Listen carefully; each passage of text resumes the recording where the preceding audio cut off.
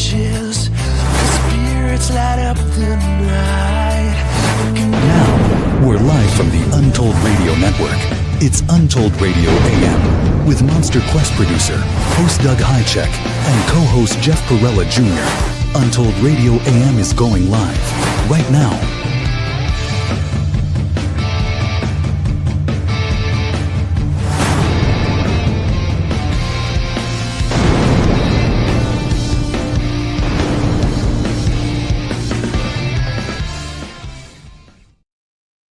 And here we are. Hey, Jeff. Hello, everyone. How are you? I'm doing good, thank you. How is everyone out in everybody chat is doing good? How's everybody in our audience? We have some new faces. Hey, Mr. D. Neal, I see. I'm trying to look. I'm looking for new people. Yeah. Of course, we have Fly Fox, Sharon, Loretta, Doug, Hildebrand, let's see here, blah, blah, blah, Angela. Got Jennifer in Super Chat. Jenny. And thank you, Jennifer, for the once again, thank you. Much appreciated. And let's get going. Yeah. We have, I think, a really cool show. We have the ever-smiling Charlie Raymond here tonight. He's the founder of Kentucky Bigfoot Research.org, or organization. Org is short for that. And he's got a lot of great stories, a lot of great evidence. I think he sent you some video and got some cool stuff from him. Photos and so on. So we're going to do that. But it's been crazy cold. Absolutely. All over the country. My car won't start yesterday. I had to get a new battery. And me and you missed our Monday fun day. Yeah, it was just a damn cold. I had to work. I made... Monday, I made, what did I make? Ravioli and lasagna. I know you had to work, but it was so cold. Who wants to do anything? I mean, it was nasty. I think I got a new battery in my car. It sucked. Staying home. We have proof how cold it was all over from Florida to Louisiana. I mean, they're swimming in snow. Do you want to throw up video one just to show people if you haven't seen this? Let me make sure that it is muted. Yes, it is. There's some. Yeah, there were a few swear words on this one. Yeah, there was some language in this one. I had to be careful there. Make sure I muted it. That's Florida. Look at this. It's crazy. Yeah. And I've been down there when it's been, like hovering around freezing. But I've never seen like snow like this. And go ahead and play the next one, video 2, which I believe is in New Orleans. You guys want to see something absolutely insane? Look at this. It's Bourbon Street. It's Bourbon Street right now. It is crazy. This is how much snow. And usually it's just dusty when they get snow. Yeah. Louisiana is getting a lot of snow. Look at this. It looks like Minnesota. I cannot. Yeah, that's crazy. That's hard to believe. You guys. What the? Do you ever think you'd see Mardi Gras? Enough of that crap. Yeah. Well, let's get into the news. There's actually a little bit of news this week. Nothing major. But I think some of it's kind of interesting. Yep. Untold Radio news that can be a bit weird is right now.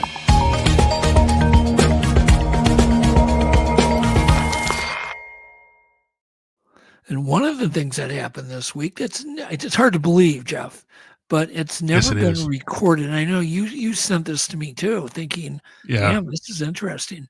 So was it a Ring doorbell camera, Jeff, that recorded this? I believe so. It was. Can you imagine a Ring doorbell recording the first meteor strike ever recorded in history? It's crazy. Yeah, it's nuts. So let's just go ahead and play that. I mean, it's ordinary day on Prince Edward Island, something extraordinary. A sound never recorded before. Captured clearly in daylight. The smash steps away from Jovel Item's house.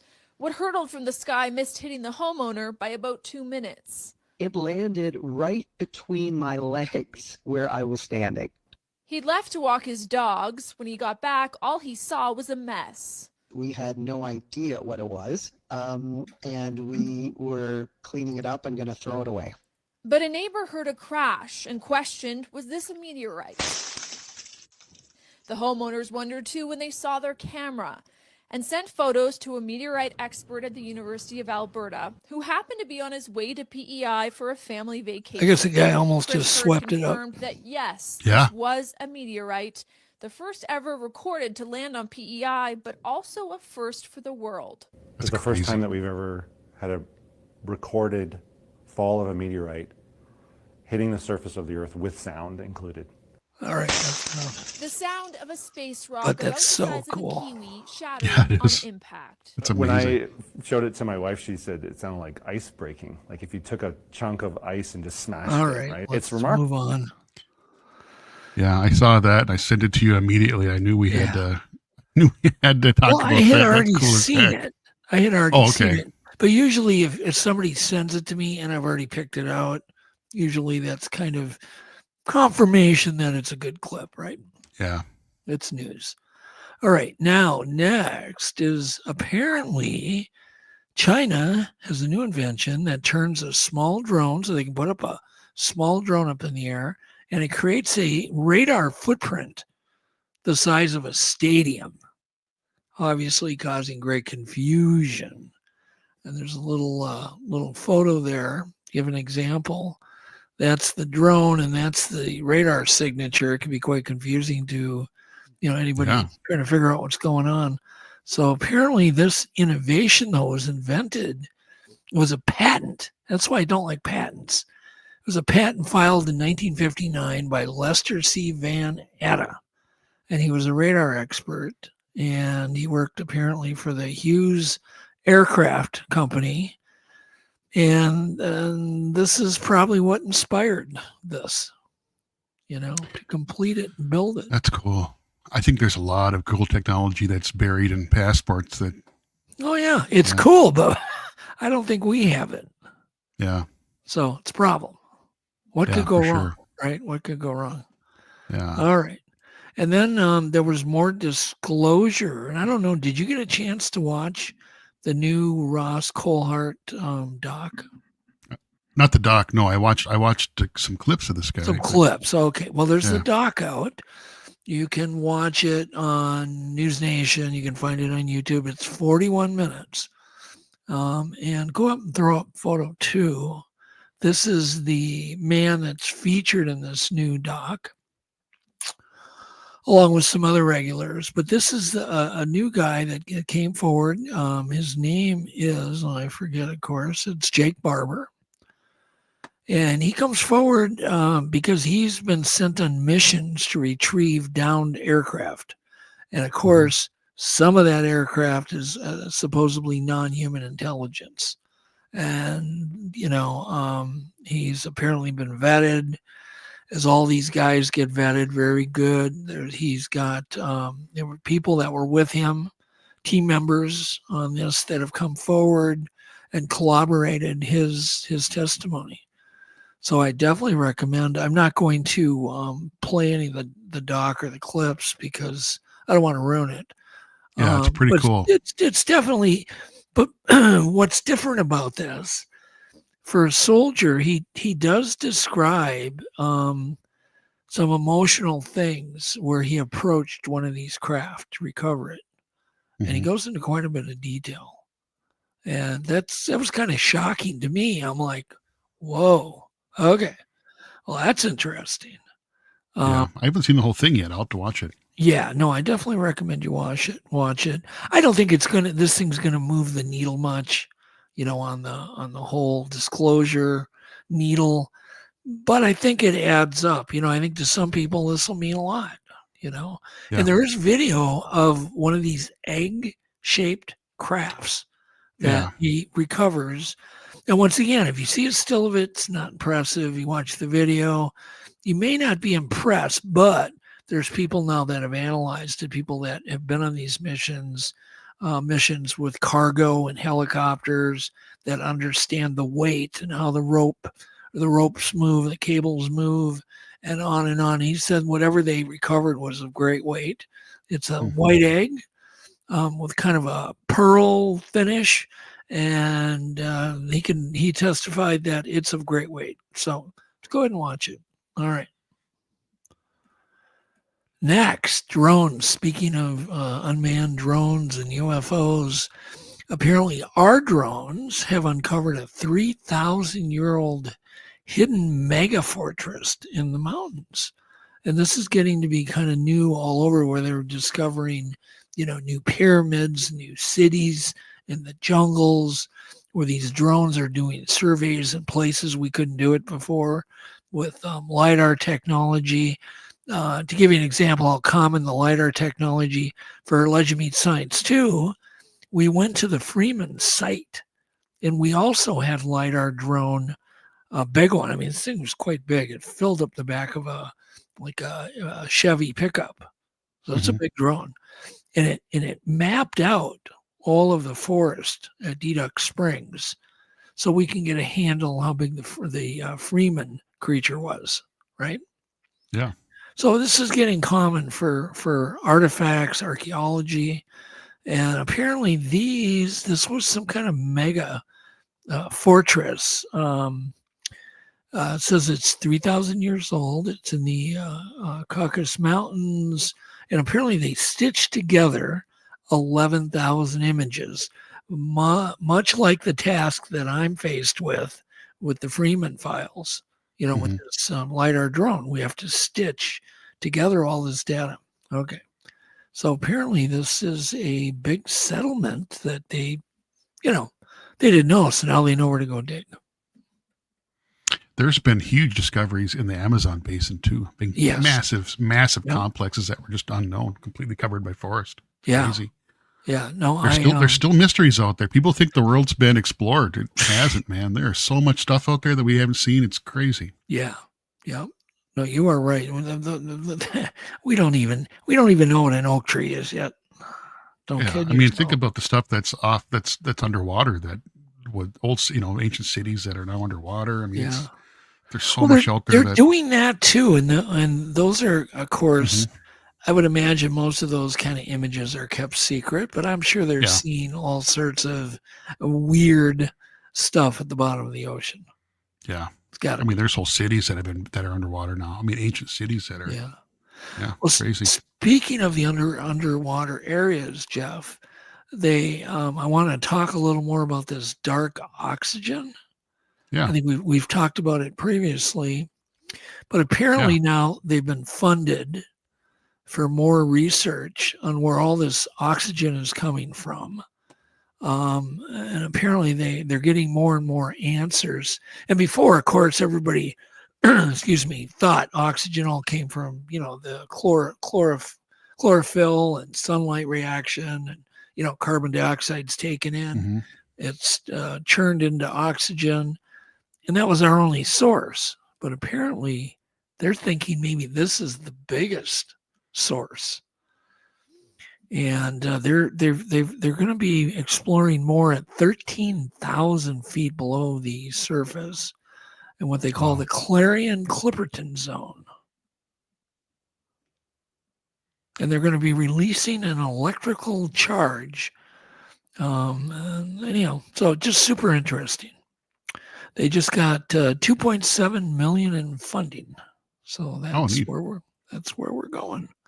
So hopefully we'll hear more about this by next year. Yeah. It's interesting. There's all kinds of stuff. Have you seen I just saw in the last couple of days too, stuff about a possible huge ocean underneath the crust too. I just read about that. Figure that one out. An ocean under the crust. And oil coming up from it's looking like oil is coming up from the earth, that unexpected. I mean, just all kinds of crazy stuff that, like I said, we think we know it all, but we sure don't. Lots of mysteries out there. Well, speaking of not knowing it all, 550-year-old, apparently it's been dated, old gun has been found. This picture just does not, I could not find a photo of this find. I don't know what it looks like. Well, I would imagine it's very crude, probably very cannon-like. It's like basically a gun back then was like a portable cannon. They said it weighed 40 pounds. So try to lift that gun, Jeff. And it was found. Let's look here. Apparently it's made out of bronze. And where did they find this damn thing? I forgot. I read this like a few days ago and it's already cleared out of my brain. If I had to guess, probably Asia. I mean, wasn't that where the earliest gunpowder was Asia? Apparently they would put this gun in the fork of a tree and that's how you would fire it to support it. But I don't know where in the hell the gun was found, where it was dug up. I think it was in the U.S. Oh, really? Somewhere near Arizona, as I remember. 550 years ago in the U.S. Wow. Yeah.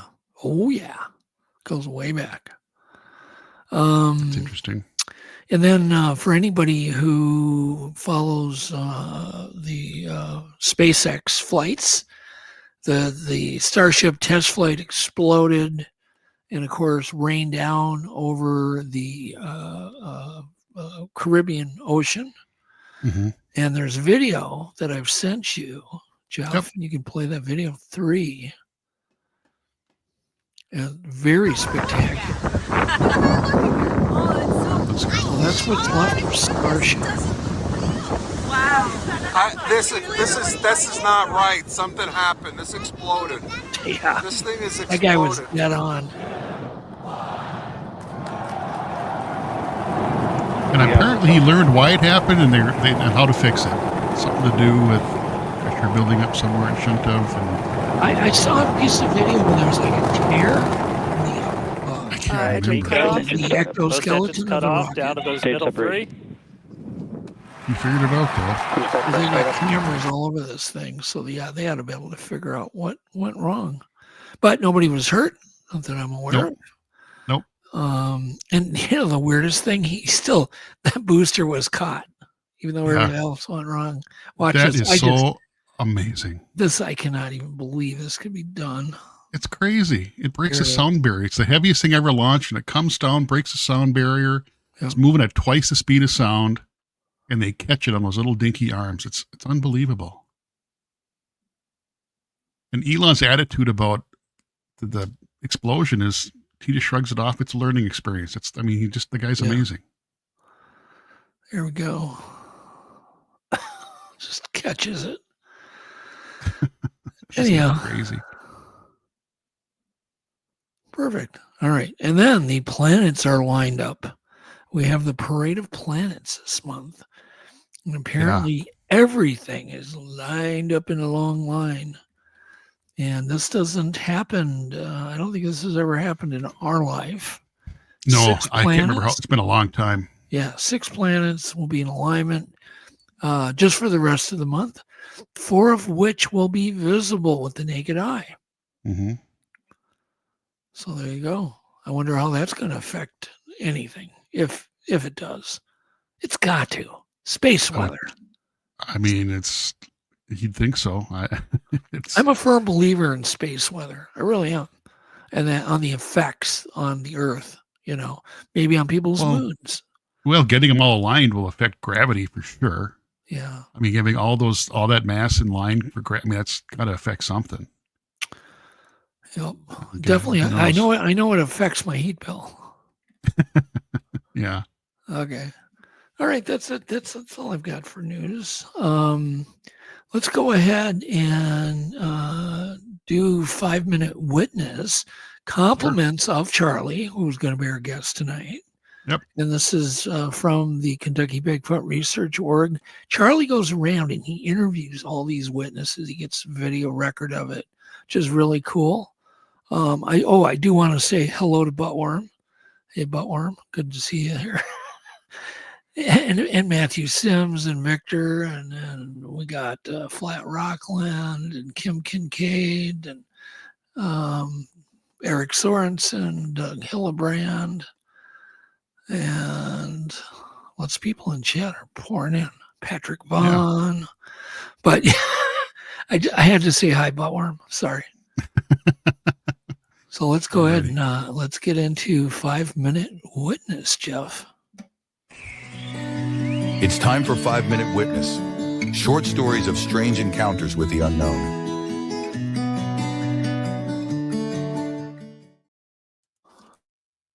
We'll just let it play. We did come across some deer that moved. Pump it up if you can, Jeff. Ground itself, and they did not illuminate in the moonlight at all, which was gave what I saw a little more credibility in what I was seeing, because I saw the deer and they were 30 feet away, but in the moonlight, but they did not illuminate like this creature did. It was a reflective hair that was just, it almost glowed. But it was not a dark creature like we typically see the Sasquatch creatures in the forest, but it was definitely a gray or white color reflecting in the moonlight. And I was going to ask you, since then, in 2021, we had another sighting at the same spot, which is exciting. Also, since your sighting, you've gone back there and you've hiked back in the woods and found a cave. Can you tell people what you found at this cave? Sure.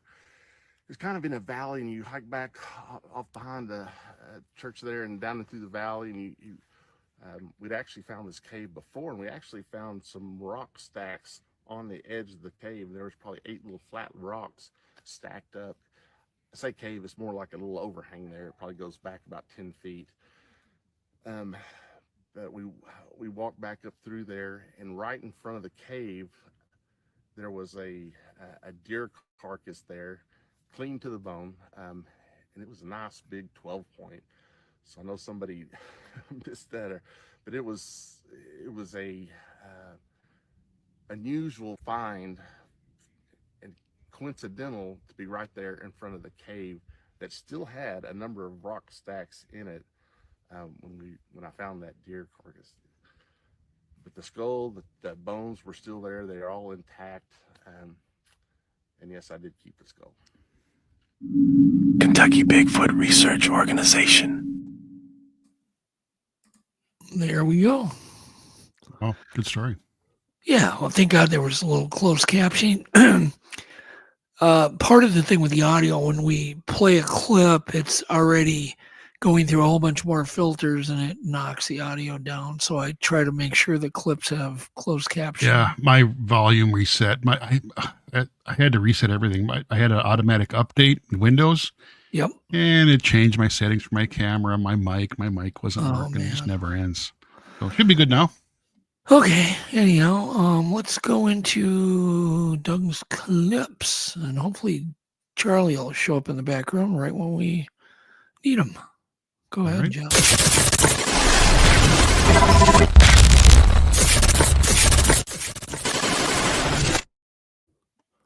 All right, clip 1. The sound is good. This is a great illusion. Listen to what he says. Close your eyes and then barely open them. Do it. Just squint. Isn't that crazy? That's clear. That's pretty cool. So if you haven't done it, squint. There we go. That's pretty cool. Yeah, it's a great illusion. Clip 2 coming up. Clip 2, sound is good. Now,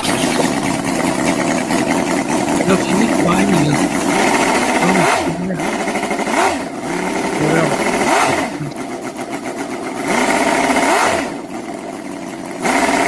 That is so cool. Yeah. I want All right. It's a minute. That's right up my alley. That's the kind of thing that I love. Yeah, I would imagine you could power something with this, right? Little RC car or something. Yeah, it'd be fun. What? That thing's got to put out, I'm sure, 20 horsepower. Yeah. I think you do a lot more than an RC car. Yeah, you can do something bigger. Who knows? Yeah. Clip 3. Sound is good. Wrong one. Hold on a second. I had it and I lost it. You got to watch this whole clip. Now, I also have to mention things like this could be staged to get views. I don't have any idea whether it is, but watch the whole thing. Just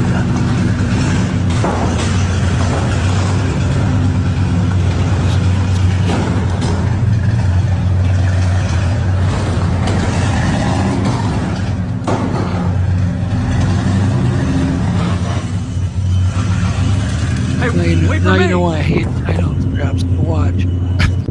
My dad is gonna kill me. Fix the damn bed now that you strapped it down and messed the bed up. I didn't do that. Maybe we just like take 5, go get some lunch. Oh gosh. What year? Hey, stop. I don't think it's on there very good. That's going to be you like got, like an wooden 80, blocks underneath like these pinch welds here. I don't think it's on there very good. That's probably high enough. Can you tell me if you see this? Early 80s. Cody, stop! Oh.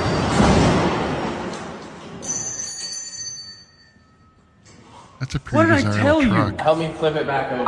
I can't do that. Why didn't you stop me? I told you. Wouldn't you think this is all I put it on myself. You don't think I don't know how good it was put on? You're just making more damage.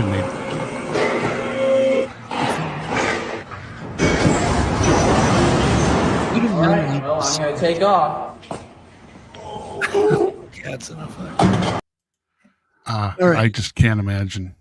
That's a pretty desirable truck. It's called a square body style. Yeah, it is. And the Chevy seat. Yeah, it's. I hate to see that. Yeah, if you own a truck or a station wagon right now, they're hot. I mean, they're bringing big bucks. Yeah, classic trucks are worth big dough right now. Yep. All right. Clip 4. The sound is good, and this kind of makes your heart sink. This is real, and I don't think I want. Hey, honey. Yo. Would you do that, Jeff? No. I am not good with heights at all. Oh gosh. I get vertigo really bad when I'm up like that. You wouldn't like this next clip then at all if you get vertigo at heights. Clip 5, the sound is fine. This is the world's largest, or I shouldn't say largest, highest motorcycle. So I want you to picture yourself riding this damn thing. Watch. Sukot ka. Ikaw pinadato sa tibok Pilipinas. Pero tuyuko nimo ang Pilipinas sud sa usa ka adlaw gamit anang motora. I hope he's not swearing. No. There you go. Yikes. All right, next one. No sound. It's another illusion. Yeah, I thought it was kind of cool. And you got to kind of stare at it and you look at it, and both ways make sense. Go ahead and throw up clip 6. That's it is weird. a little hard to look at. It is. It just messes with your brain. But instantly you see the side face and you're like, no, that's not a side face. It's a front face. No, it's a side face. Yeah, that's a little weird. I'll get you that poster, Jeff, and put it. Oh, this next one's cool. I looked at this one earlier. And I cheated. You did you? Well, I didn't cheat. I just make sure the videos work when I get your show notes. So I get everything ready. This is pretty cool. Jeff cheated. Take note. Okay. Clip 7 sounds fine. This is a Rupert's drop. I've talked about these in the past. Apparently the strongest shape. And this is a iron hydro press. And you're going to see the metal on the press bending. Glass is I think he finally did break it when he put titanium plates in there. Then it exploded. But look at this. So shape is everything. Isn't that crazy? Did we talk about this before? Yeah, it's pretty cool. It's. I did. I talked about it, but I didn't show this clip. It was a different deal. But yeah, I just saw a clip of one stopping a bullet. It's amazing. I'm then fascinated if you break by that tail, the whole thing breaks. Yeah, I'm fascinated by Rupert's drops. That's what that's called. Okay. The next one is weird. You guys hopefully can come up with a reason for this. The guy has gotten all these different videos, and the only thing I can think is maybe he owns this land with this train on it. But go ahead. He calls them ghost trains. Go ahead and play clip 6. The sound is good and important. Clip 8. I'm sorry, Jeff. Yep. Clip 1 second here. The ghost train.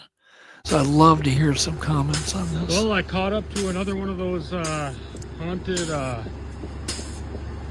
ghost trains here. Looks like it's still running in the winter. Sounds like it's steam, sounds like it's gas. I'm not sure. Now, people in their comments on the clip say, oh, it's a remote-controlled vehicle operated by the railroad. Sure where it came from. But they're not going to have some I'm not sure where it's going, but vehicle running. There'd be a camera on it, or there'd be some technology on it. It looks too old for anything. So no one's driving. Yeah. So I figure that he has to own that thing. Maybe not. I don't know. Love to hear your opinions in the comments. Interesting. Well, I won't know part of where it's going. So I'll see you guys later. Away it goes. That is a ghost train. Wild. All right, clip 9. And I think you bring this up last week, which is why this clip caught my eye. And then Chris Reinhardt did a show, talked about it also, I believe, the Bigfoot hum that we've been discussing. And this is about the bumblebee's flight is basically caused by their vibration. Yeah. Their buzz. The bumblebee, when he starts to beat his wings, when he starts to flap his wings, there's a little cavity, a hollow cavity next to the larynx inside his system that's hollow. And when he beats his wings, he starts to resonate this energy, and it goes back and forth, just similar to a guitar strumming on one side of the room and hitting the same chord on the other side of the room, or somebody hitting a high C and breaking a crystal. It's the same thing. It's resonance. And he said what they do, they resonate.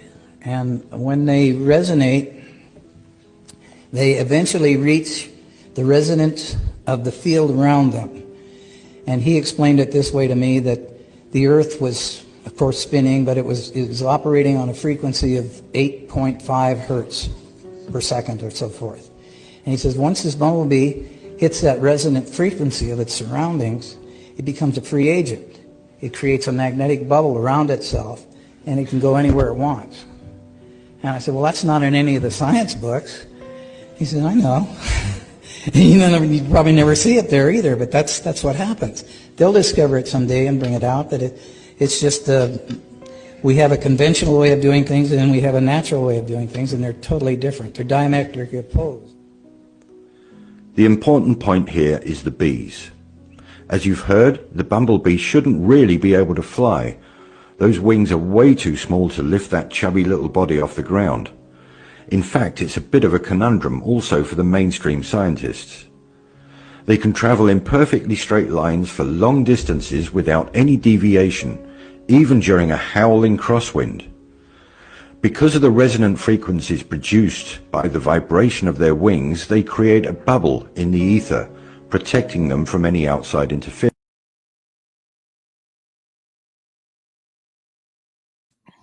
That was the end of the clip. Yeah, no, it's fine. I didn't. Yeah. It goes on and on.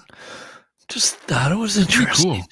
That's actually been known for a long time that they cannot fly aerodynamically. No one really knows how they fly. It's been known for a long time, and nobody talks about it. It's pretty wild. Doesn't make sense. Let's do our tech breakdown.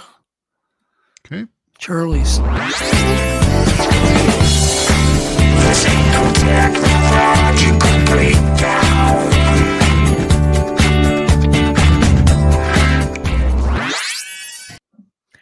All right. So I want everybody to think about doing this, because you can turn your tent into a surveillance tent, and you don't have to spend a lot of money. This tent right now is $19. And actually, it's a decent tent because it's got the bathtub floor.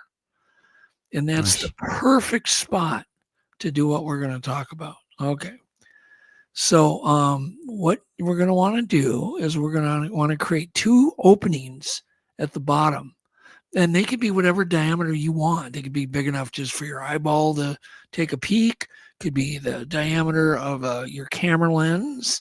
It could be all sorts of things. But the idea is we're going to not only do it so you can open it silently, but we're going to do it so you can film through it. So let's just keep going. Go ahead and throw up the next photo. You're going to want to, get some of this magnetic sign material. It's thin. It's not all that magnetic, but it works really good when you put the two magnets together, which is what we're going to be doing. So, and then you're going to want to throw up, and that sheet's going to cost you 14. So now we've got what's 14 and 19. We've got what, $23? Or no, 33. No, 33. $33 now invested. Throw up photo 9. Oh, I had it. 1 second. And you'll understand what you're going to do. And I skimmed over this on one other show at one time, a long time ago. Okay, so what you're going to do is cut 2 rings. One is going to be the actual part that attaches to the tent, and the other part is just a circle with no cutouts in it, that you're then going to glue the piece of the tent that you cut out. So when you close it, it's hidden. Does that make sense, Jeff? Mm-hmm. Okay. Then you're going to hinge it. You can use duct tape. You could use whatever to hinge it, but duct tape works really well. Or you can cut these in one piece, and so the hinge is actually still the magnet. But then you're going to glue the white to the inside of the tent, so it's a ring. You're basically glued to the inside, and then the other side, when you shut it, it disappears from the outside. But the magnet has got enough force to keep rain out, wind, bugs, whatever. So your tent is still very usable. So it's a stealth port, basically. Yeah, that's cool. You can open it silently without, making any commotion. Obviously, zipper noise is quite loud. And so you don't have to do that. You probably could even take a leak out of here, right, Jeff? Good. I was just thinking. No, actually don't do that. I wouldn't do that. Something might grab you and do the Borat on you. Okay. That's no good. Yeah, we don't want to talk about that. Anyhow. But you can also so when you cut the part out, that's just a round circle, and you glue that center section left over, and I would just use the scissors to do it, Mm-hmm. So draw it first. Yeah, find something round, trace it out, make sure, and then go in the tent, set it up in your living room, go in the tent and see where's the best spot so I can look out this hole without moving. That's key, because whatever's stomping around your campground or around your tent, and God, if I had a nickel for every time I've heard this story, I'm hoping Charlie might have a tent story. But then you just open it and look without just turning your head. You don't have to move. You don't have to do anything. But the other thing you can do then to enhance this is make a smaller hole at the very bottom. And go ahead and throw up the next photo. I think it's photo 10. So you're going to want to buy one of these, photo 10, which is just a blackout cloth. Whoops, where did it go? Hold on 1 second here. It looks like a black curtain, basically. There we go. Yep. So that's blackout material. You can get that. I don't know what that was. It was like $10. You can go to your fabric store, just get some thick black cloth and have it in your tent. And then you can use photo 11. So then you can use a motorcycle dash cam. It comes with 2 little tiny cameras. You can tape off the IR lights. You can also shut them off with this. So I recommend you don't have the IR lights on. And the unit, absolutely.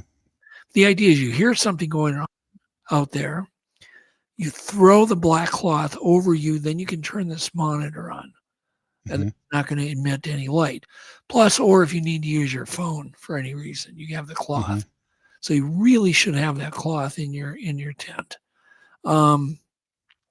These things are so easy to use, and they're not much money anymore. I mean, it's $55. That technology is so cheap. Think about that, Jeff. It's $55. You're getting 2 cameras you can put right on the left side of the tent. Yeah. through a small hole, and that you can just, you just have a piece of duct tape handy that you can just tape it up, because that'll stretch through a hole the size of a 25-cent piece. Yeah. Quarter. Doesn't have to be very big. The idea is that you're not ruining your good tent. You're going and you're only going to spend $19-20 on a tent. And that's on Amazon right now for $19, literally. If you don't buy one and do this, and you're a Bigfoot researcher and you've got an upcoming expedition, or you're going to go camping, it's really, I just think there's no excuses. It's so cheap. You don't need to buy the motorcycle cam. At least you can look, you can film in with your phone or whatever through that hole. Mm-hmm. So that's it. That's a really clever idea. I like it. It really is, because I've done it. It works really, really well. I've tested it. I made one for Les Stroud. That's an example. So I see we've got Charlie in the back room. Hello, Charlie. I see you. I can't hear you, which I don't want to hear you, but I see you. I promised I'd give away a book, Planet Strange, written by Tom Powell. And I want to do that to the winner of trivia. Okay. So, Jeff, are you willing to take somebody on? Sure. For that book? So, who wants to play Jeff for a book? First person. Jim Dodge says, by the way, that's a nice idea. I like it. I think it is. Think about how many times you've all heard stories of, we heard bipedal footprints outside our tent. Well, problem solved. So David raised his hand. David, do you want to play Jeff in trivia? Let's do it. It's Untold Trivia time. Let's now stump the big ragu. All right, David. First question. This is going to be about spring. Did you have any clue what I was going to test? Not a clue. I had absolutely no idea. All Jeff gets to see is that picture, right? Yeah, I had no idea what it was going to be about, so I no way I could cheat. Yeah. All right. So what month? And these are going to be, I'm not going to give multiple choice answers on any of it. So the first person to answer this question will get 1 point. What month does spring officially begin in the northern hemisphere? What month? I believe it's April. April for Jeff. Okay. What do you say, David? Maybe you can help me find David's answer. Come on, David. David also said April. He said April. Okay. Neither of you got a point. It is in March. March. Okay. Yeah. First day of spring is March. All right. So I've got to write this down. I'm going to keep, since there's a little prize here at the end. Again, the prize will be a print copy of Planet Strange, written by Tom Powell. All right. What Christian feast day can take place any Sunday between the 22nd of March and the 25th of April? Easter. Jeff says Easter. That was an easy one. What does David say? Yeah. What did David say? Loretta says Easter. Yeah, David said Easter as well. David, yeah. Okay, no points. That's fine. How long is the nighttime on the day of the spring equinox? How many hours? How long is the daytime? Or no, the nighttime, excuse me. The nighttime during the spring equinox. Oh, man. I should have a timer going. I have no idea. No idea. Is that your answer? No idea. I'll guess 8 hours. Come on, David. Throw an answer out there. How many? 8? Jeff, you said 8. I guessed 8. David said 12. David got a point. Was it 12? Okay. Yeah, I guess. Yeah, that makes sense. David got 1 point. Okay, good job, David. All right. The 1st of April is also known as what? The 1st of April is also known as what? Well, April Fool's Day. There you go. That's one answer. Unless you're looking for something else. A lot of people. Nick got that last one right. Jen got it right. Sophia got it right. And so what's your answer? April Fool's? April Fool's. So What's is David. David's? April Fool's Day. Yeah, you're both right. No point. I got to hit you guys with something a little harder here. Okay, from March until May, the Keukenhof Gardens in the Netherlands thrill visitors, and I was there for this once, and they put out a fields of this, of what kind of flower? Fields of what kind of flower? It's amazing. Gosh, I want to say poppies. I really don't know. Not poppies. No, it won't be poppies. Come on, David. Beat him. Hurry, David. That's Beat my him. guess. I don't know. David I'm probably wrong. Based by the guess. The guess is in... yeah. Come on, David. That was my first guess. There's a delay sometimes in chat. Yeah. Greg, what happened to David? David has been abducted. There he said David tulips. says He's tulips. probably right. I'm sure that's right. Yeah, it's tulips. So he's one up on me. 2 up on you. 2 up on me. Sorry. 2 on you. All right. Who is the goddess of spring in Roman mythology? First person to answer it right. Who is the goddess of spring in Roman mythology? Dang. I should know that.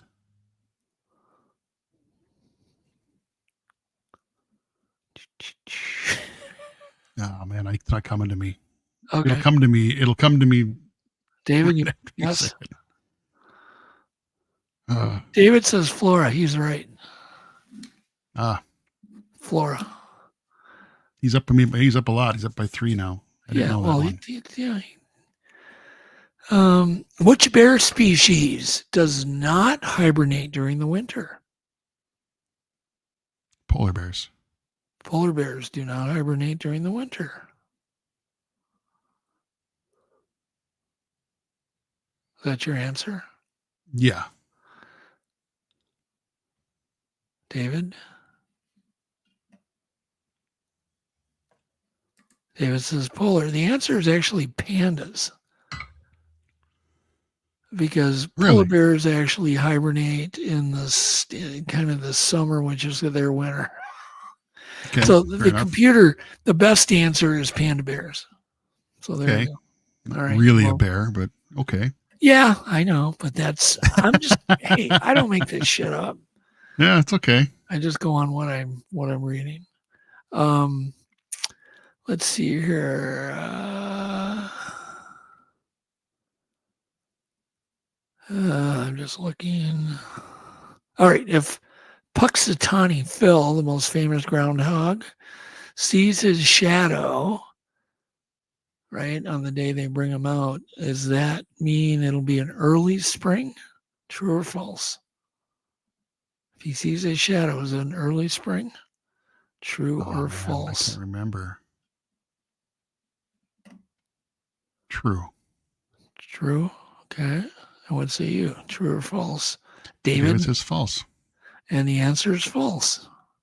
Geez, I'm just not on top of it tonight at all. It's all right. All right. The big ragu is getting stumped. The big David's stomping you. In North America, okay, I'm just going to ask this one last one since David's clearly just he's so far ahead. In North America, what bird is said to be the first sign of spring in North America? What bird do we see? And it's like, oh, spring's here.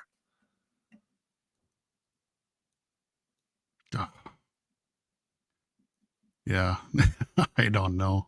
Yeah, David, I will be shipping your book. David, you got to guess. Come on. David won. Go for 5. It's Come on, Jeff. You know the answer to that. Well, everyone said it in chat. I'm looking at chat. You're not supposed to look at chat. You should not. Well, I was looking for him to answer. Yeah, you're right. I should have looked at chat. No, you shouldn't be. Everyone's saying Robin's. I'm sure that's right. Robin. I'm off my game, man. No, Robin. David got a book. Nice job, David. You stumped the big ragu. Actually, Yes, Doug you stumped did. the big ragu. Yes. David was smarter than me today. That's for sure. Yes, that's all right. Spring wasn't your topic. We all have our topics. No. David, Jeff is more of a history buff, but I got him. Yeah, let's do some. Yeah, let's do some World War II would. history. I can. That's that kind of stuff. All right, we got Charlie. Charlie, you ready to come on? Let me read a little bit about Charlie to introduce him. Charlie Raymond. He's the founder of the Kentucky Bigfoot Research Organization, and he was apparently a member of the BFRO. Probably still is. I'm not sure. He's got over 3 decades of experience researching Bigfoot. You know, the animal that doesn't exist, right? That thing. That one? Yeah, that one. Let's see, 3 decades of experience researching Bigfoots in Kentucky and interviewing nearly, I'm not sure, is it 700 credible witnesses over those 30 years. That's a lot of people, and it does add up if you've been doing it a long time. I wondered how many people I've interviewed. I have no idea. Oh, lots. I just don't have any idea. He critically evaluates witness testimony to determine legitimacy. As a dedicated researcher, he leads numerous, expeditions gathering valuable knowledge and evidence. His expertise has been featured on Animal Planet, the History Channel, and the BBC. And he regularly speaks at libraries, Bigfoot conferences across the U.S., and I think doesn't he have a degree in psychology too? I don't know. We gotta Does ask. he? He's nodding his head. Yes, he does. See? All right, bring Charlie on.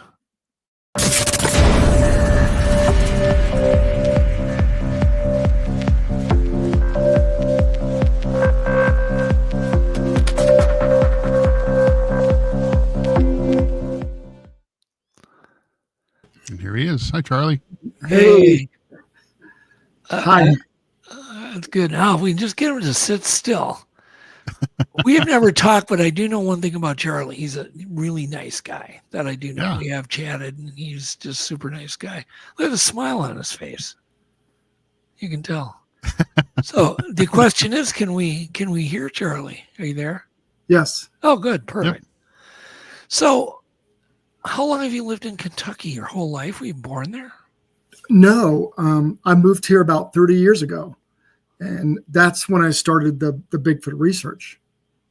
You don't even look like you're 30 years old. Oh, that's nice of you. Thank you. Yeah. But okay, so you moved here, and, like always, I'm really curious how you even got interested in this topic. How in the world? Well, I grew up in South Florida, and, the skunk ape is down there.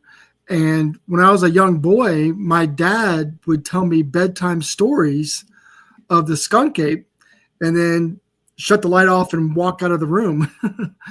And, which you don't really want to tell young kids, stories of a monster that lives in the Everglades. But my dad did. He embellished the stories, and he made them fun and scary. Yeah.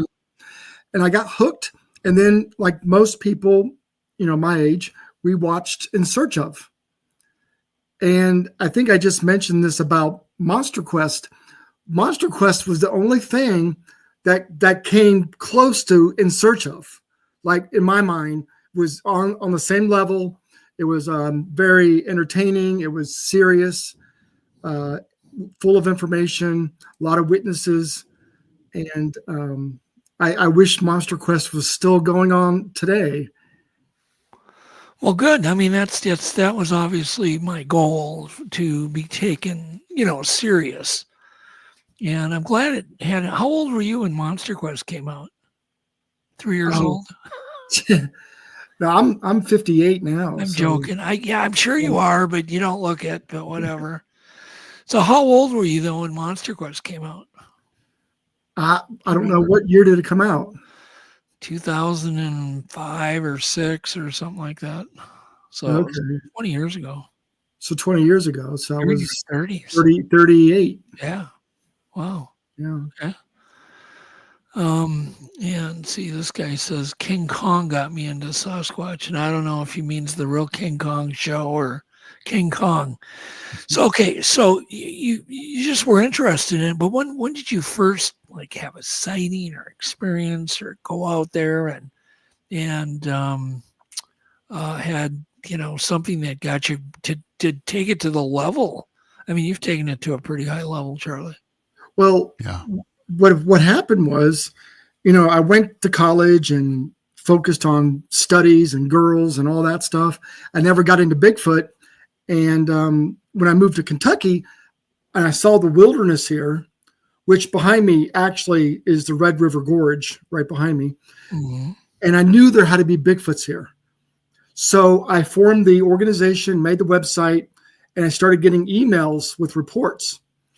And what blew me away were the people that would spend hours on the phone, and I can hear the emotion. I can hear the passion, the sincerity of their encounter. And I'm like, wow, they must have seen one. And I started typing up the reports, and they're on my website. Back 30 years ago, we didn't have social media and all the platforms we do now. So I would type them. I was a pecker. I would just use 2 fingers and peck out the reports and put them on the website.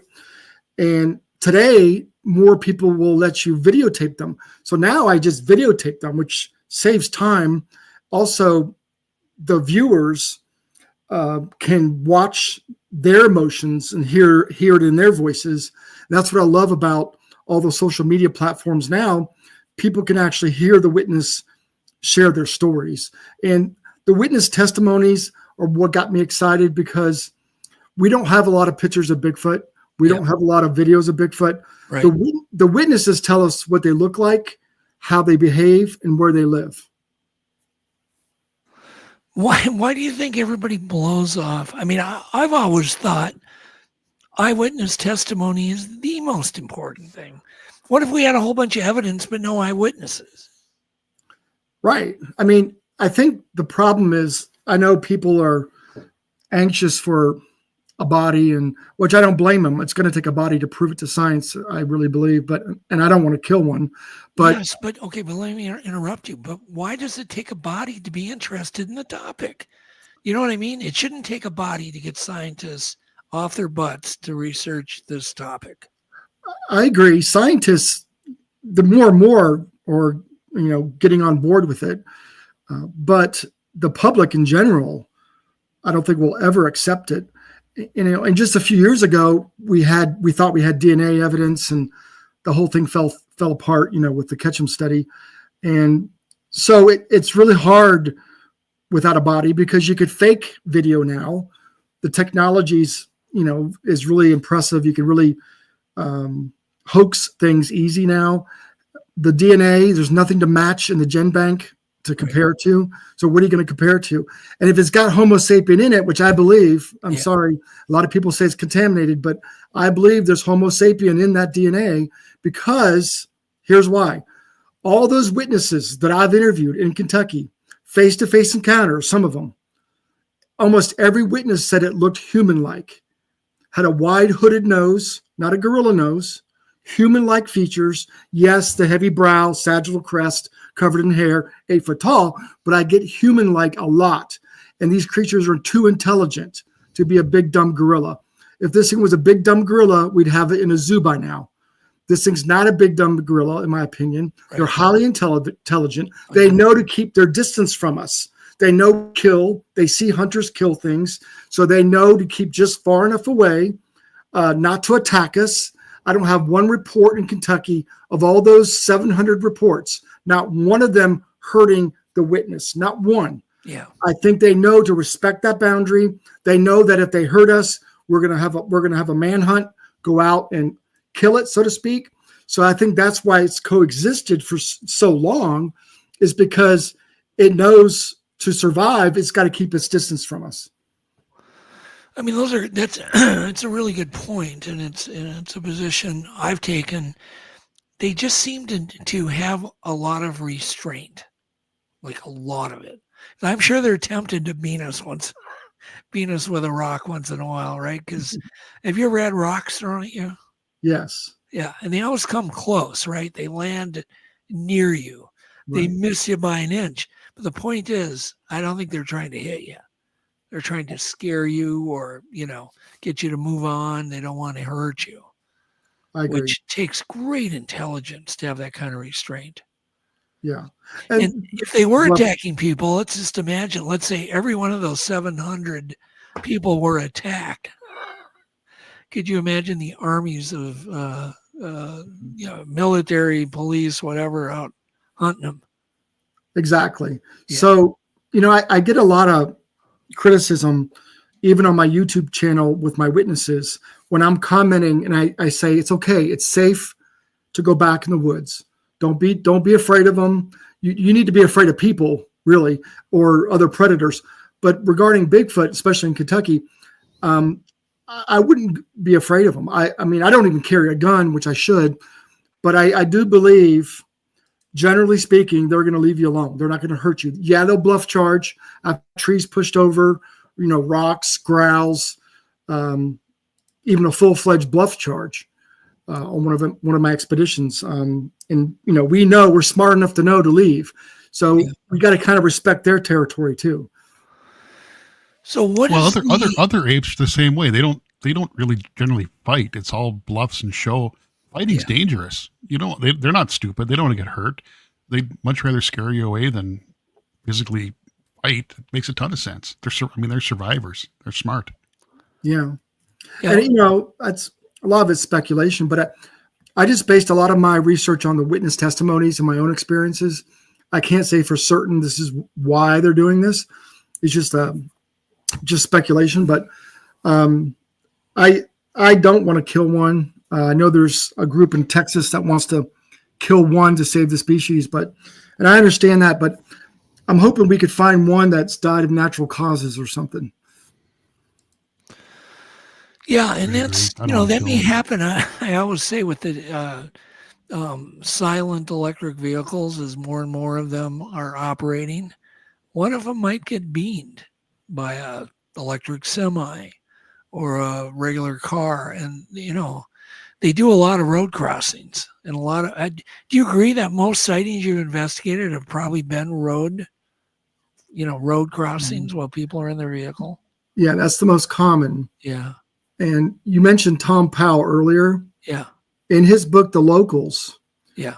He has a chapter in there about Kentucky where someone had hit a Bigfoot, and EMS ushered everybody away. And the witness went back through the woods and was watching EMS bury that body of that Bigfoot. And Tom Powell said, "Can you go back tomorrow and tell me what you see?" And the body was gone. It was dug up. So, he's kind of alluding to government cover-up type thing. I don't know. Yeah, you don't know. You do hear about these stories where, Bigfoots have been hit. But if there's no evidence left, that's all you can do is say it's an anecdotal story. Which brings me to my next point. Kentucky's not a huge state. How many sightings do you think there's really been in Kentucky? What percentage of people do you think actually make a report or have in the last 50 years? So how many sightings in the last 50 years do you think there's been of these creatures in Kentucky? Well, just recently, I counted up in my database. I've documented 688 sightings. Wow. I don't take reports on tree knocks or whoops or howls. I mean, there's tons of those. I take actual Class A sightings where it's pretty obvious. It wasn't a bear, it wasn't a person. I deem the witness credible, and I put it in my database. I've documented 688. I don't know the population of Kentucky. It's pretty small because I'm guessing there's, I don't know, hundreds of thousands of people in Kentucky. So there's probably a lot more that go unreported, that people don't want to talk about it for fear of ridicule. Do you think maybe 10% of the people that are alive have come forward, or less? I'm guessing less, but yeah, I don't know. I'd say less. What's surprising is, to me, I cannot tell you how many times I bring up the topic of Bigfoot at a party or somewhere, or I have a shirt on, and people say, "Oh, Bigfoot, haha." My cousins said he saw one, or my grandmother saw one. That happens so frequently. Do you think that we could safely say, so Jeff, maybe you can do the math on this. You're good at math. Let's say 10% of the people have reported it, right, in the last 20 years. Let's just say 20 years or 30 years that Charlie's been taking reports. How many then would there have truly been? Would you times it times 90? Would you take the 688 sightings times 90? Would that be the correct answer? If you think 600 is 10%, then yes. The total would be 6,000. Yeah. Move the decimal point over one. 600 is 10% of 6,000. That gets to be very formidable. How do you blow off 6,000 sightings? And I think 10% is probably a pretty reasonable guess. I think it's a small minority of stories get reported. It's probably going up a little bit. Like Charlie, you said people are more likely now to let you film them. But I would imagine when you first started, it was like, no, I don't want to be on camera. Yeah, it's more acceptable now. Yeah. Yeah. And what's remarkable to me, because it's more acceptable, I've got people that are coming forward now that has seen a Bigfoot 20 years ago almost. It was a very traumatic experience. In fact, there was a bow hunter that he was recently married and he couldn't sleep at night because he was watching the Bigfoot shows on TV, and it triggered this traumatic experience coming face to face with a Bigfoot in Kentucky. And his wife was like, "What's wrong? What's wrong?" And finally he tells his wife, you're not going to believe this, but I came face to face with a Bigfoot. And he tells her the story. Well, it was such a relief to him. He contacted me. I drove down to Somerset, Kentucky. We met him in a parking lot. He could not wait to roll his window down to his truck and tell us the story. Mm-hmm. I go, "Oh my gosh, let's pull over here. Can I do a video interview?" Sure. He did the video interview. He got choked up during the interview. And I realized at that time, it's almost like therapy for them to come out publicly with it. It's like if you come out of the closet, other things, you tell your family, right? Then you tell your friends. And then the next big step is go public. And so a lot of these witnesses, it's me, I'm doing it because I studied the creature, but it's helping them. It really does help them to get it out. Yeah. Yeah. I agree 100%. Have you, you have a degree in psychology. Do you think a lot of these people just seeing even a road crossing, does it change all of their paradigms to give them a little post-traumatic stress disorder? Or do you think are there different levels of that stress disorder? Do you think it does anything to people in changing them? Oh, for sure. The face-to-face encounters 100% changes them. Most everyone says there's not a day that goes by that I don't think about that. The road crossings, not as much because you're in the safety of your vehicle, but the ones when you're out in the woods and you're alone and you come face-to-face with it, those definitely have traumatized them. I had another family near Taylorsville Lake, Kentucky. The guy was camping with his wife and kids, and a Bigfoot came up behind his tent, not right behind it, but about 30 yards back. And he shined the flashlight on it, and he yelled to his family to run into the car. They all ran to the car. The Bigfoot threw a rock at him, and he left too. The next day, I came to that spot, and I interviewed him on the picnic table, and he started crying. He was a grown man, started crying on camera. He was so shooken up by that close encounter, and he feared for his family. And I turned my phone off. I said, let's gather yourself and calm down, and we'll try it again. And then I videotaped him again. In the second interview, he still gets choked up. You can watch it on my YouTube, but you can tell this is a large creature. It looks like a monster. It's something that supposedly does not exist. And when you see that in the woods and you don't have a gun, and it feels like it's going to hurt you, even though it doesn't, it's pretty scary. I was going to mention we have Mike Lucci in the audience from CARC from the Bigfoot Journal. We have Jeremiah Byron in from Bigfoot Society. We have David Ellis here. It's got some pretty big names. And David Ellis had a very nice question. Let me put it up again here if I can.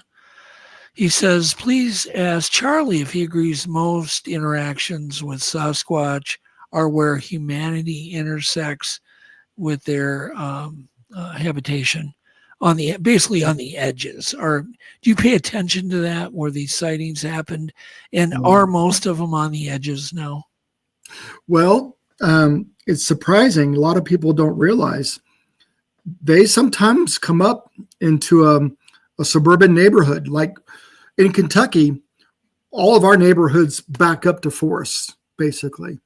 And they will come into neighborhoods and look in windows of houses and cars. And I think they keep probing their territory, trying to get to another territory to, find a suitable mate or what have you, or food. Right. So they do keep probing their territories. And sometimes they end up in neighborhoods.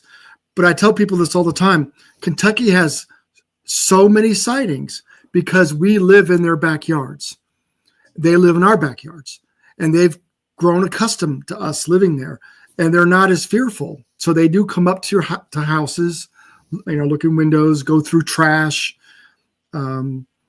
Someone asked where most of the sightings do they take place.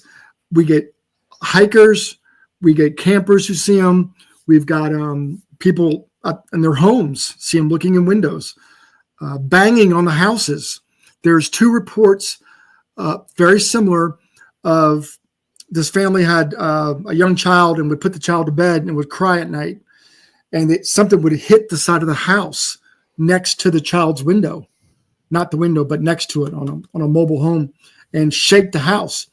And the family had seen the Bigfoot too on occasion, but it's almost like the Bigfoot tries to interact with the families. Like, hey, get your kid, it's crying. I don't know. But I've got 2 of those where the Bigfoot was hitting the house when the kids were crying. So they try to interact with us a little bit, I think. It's interesting. It just, one of the big arguments is that, we have this vast wilderness, blah, blah, blah, blah, and the Bigfoots, it gives people the impression they only live in the deep, deep wilderness. Mm-hmm. And that's kind of not where the wildlife is anymore. The wildlife is on the edges. It's right on the edge of our suburbs, our gas stations, our movie theaters, our houses, our highways, our freeways. Just think about a freeway. Think of the dead deer that line our freeways from collisions, car collisions. I have seen it where I've seen a dead deer every mile on the side of the road, freshly killed. And I'm like, oh my God, what a smorgasbord for a predator. So it's funny you mentioned that. Oh, really? Just recently, I took a recent Bigfoot sighting this year along the Western Kentucky Parkway. Yeah. A motorist saw Bigfoot walking away from the Western Kentucky Parkway. And I did the interview with him. Don Neal is a researcher for the KBRO. He is also an ordained minister. I like to say that Don Neal preaches the gospel by day and he hunts Bigfoot by night. And Don Neal drove out there because it was in his area. And he said along that Western Kentucky Parkway, dozens of deer well, along that parkway. And it would make sense. That's a free meal for a Bigfoot, right? Yeah, totally. A huge meal. And it's even a bonus meal when you don't have to work for it. Right. You haven't burned any calories getting it, right? Exactly. Mm-hmm. So it's kind of like me and you going to the fridge. Get off the easy chair, run to the fridge. We haven't burned any calories to earn that food, which is sad.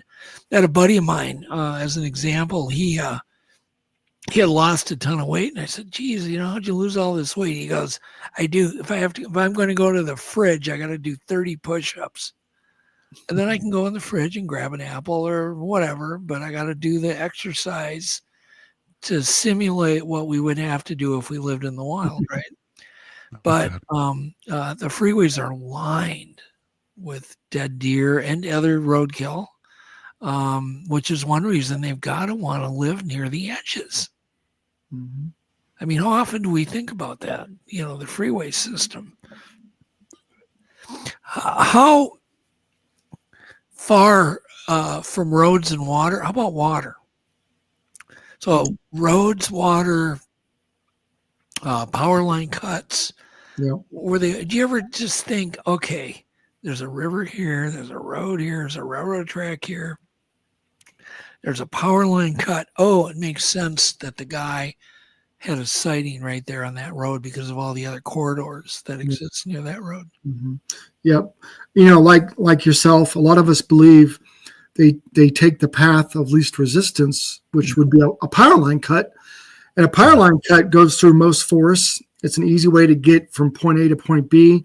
I took a report in Anderson County where the lady's dogs were barking. She walked outside and she saw a juvie, a young Bigfoot running up the power line cut, and her dogs were chasing it. But the dogs would never go all the way to it. The Bigfoot turned around and it hissed at him. Wow. Made like a hissing sound, and the dogs stayed just far enough back, not to attack it. And finally, the Bigfoot walked up into the woods, but that was on a power line cut. Yeah, it makes a ton of sense. So you're seeing these same kind of patterns. Yes. Power lines. How about railroad tracks? Anything there? I mean, do you report? Is there a way to get all of your reports to like Scott at Mapping Bigfoot Project, the Bigfoot Mapping Project? I bet he could really use your data. Yes, I could for sure do that. There was one railroad sighting. There's another cryptid here called the Poplick Monster. It's supposed to be a goat man. I really think it's a Bigfoot. Yeah. And I don't want to get into it too much, but I did a Bigfoot hunt or goat man hunt last year for them, and I had a group of people, and the one guy goes, "Oh, I have a friend that his father was a conductor on the railroad right up there by the trestle, and he saw a Bigfoot walk across the railroad tracks, before you get to the trestle." And he just out of the blue, offers that information that, his friend's father saw a Bigfoot walk across the train tracks. So, what about water? Did you normally find that most sightings happen within like 500 yards of water? Very close. In Kentucky, we've got the Green River. The Green River, I've got sightings all along the Green River, the Salt River, all the way which goes from the Ohio River all the way to Taylorsville Lake. I've got sightings all along the Salt River, and then some of the Kentucky River, then the Red River. The Red River's where, near the Red River's where Teddy Roosevelt talked about, or he camped along the Red River. But Daniel Boone supposedly killed that Yahoo. It was not too far from the Red River. So yes, we have rivers that are very close to sightings. But what I tell people when they want to look for a Bigfoot, I said, get on the website, get on the BFRO's website, get on my website, look at clusters of sightings, find out where all the sightings are. That's where I will go, because the forests make a difference. The water makes a difference.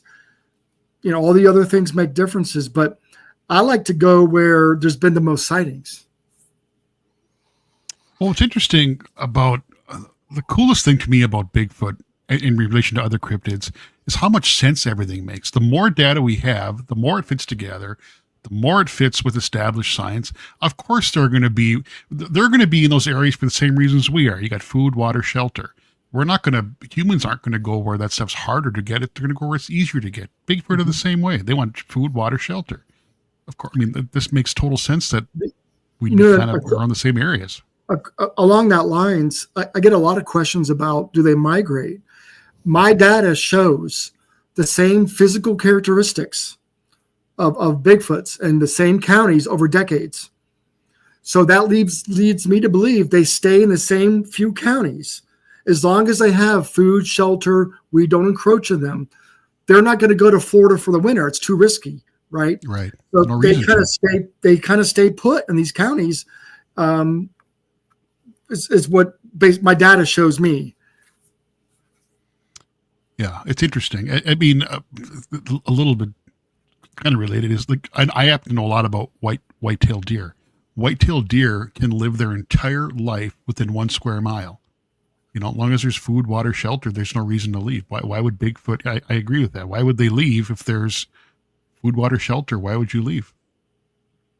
Yeah, I agree. I have a report, and this touches base on two things. You talked about roadkill. A lot of reports of people seeing them pick up roadkill, a deer, throw the deer over its shoulder and walk off. I got a lot of those in Kentucky. I got another one in Adair County, Kentucky, where I think it was Fish and Game or whoever picks up the roadkill. We're dumping them alongside the road, and just so happens a motorist sees a Bigfoot walk across the road. Lo and behold, there's a bunch of roadkill there. A Bigfoot buffet, a Sasquatch smorgasbord, free meal. And so that it all adds up, but that creature in Adair County has been seen over 12 times, and it has a gray abdomen. You can see the pecs and the abdominal muscles, but it's gray, has a sunken head, black face. The head's really sunken down. All the witnesses describe the same creature. They nicknamed it the varmint. And again, that's been seen over decades in that same area. And that's why I don't think it leaves. I think it stays there. That's interesting. Yeah. Part of the thoughts of migration, my thoughts are, I don't think there's a pattern. I think, there could be one individual, just like humans, that goes, I'm out of here. I hate winter. Phew, they're gone. The other ones are like, we love winter. You know what I mean? I just don't think there's this pattern where they all migrate. No. I think some probably do, because the indications that, like in Minnesota, where we have very severe winters, that in the spring, there's all of this activity along the St. Croix River. Even though we have a lot of cross-country skiers in that area in the wintertime, using the trails and whatnot, doing that activity, and in the summer, but it's the spring, early spring, when there's sightings along the St. Croix River, which is a corridor back up north again.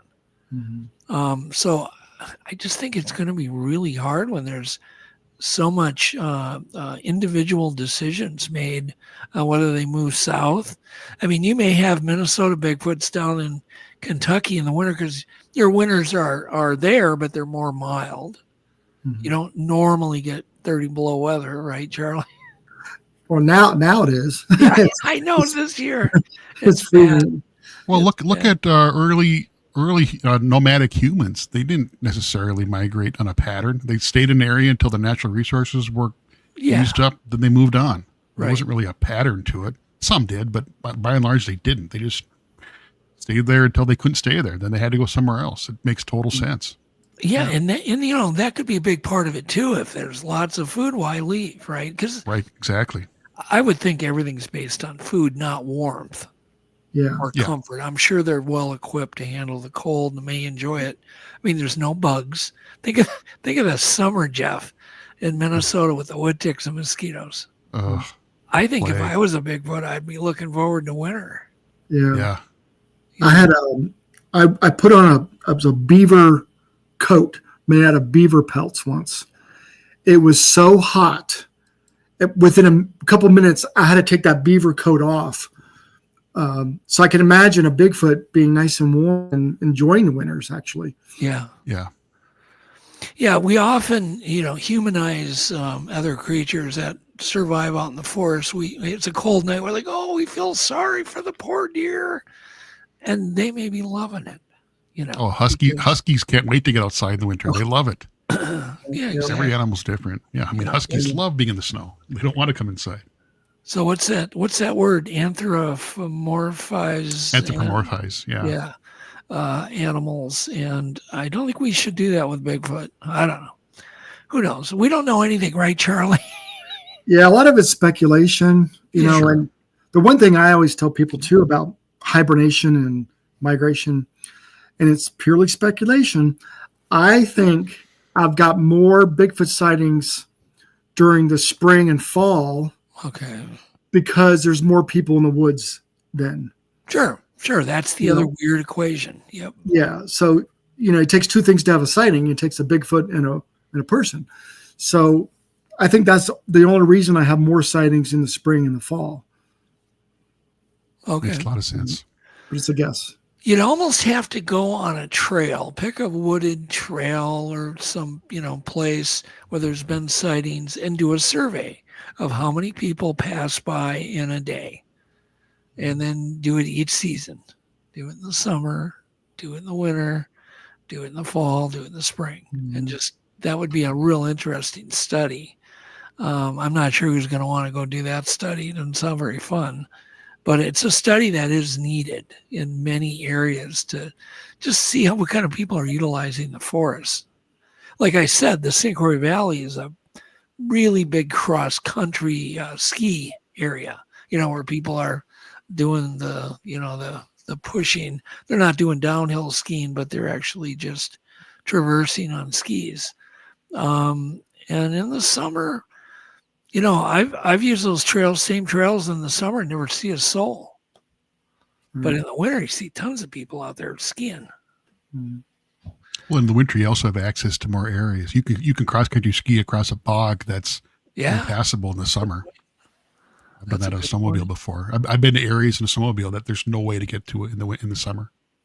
There's just no way to traverse it. So, yeah.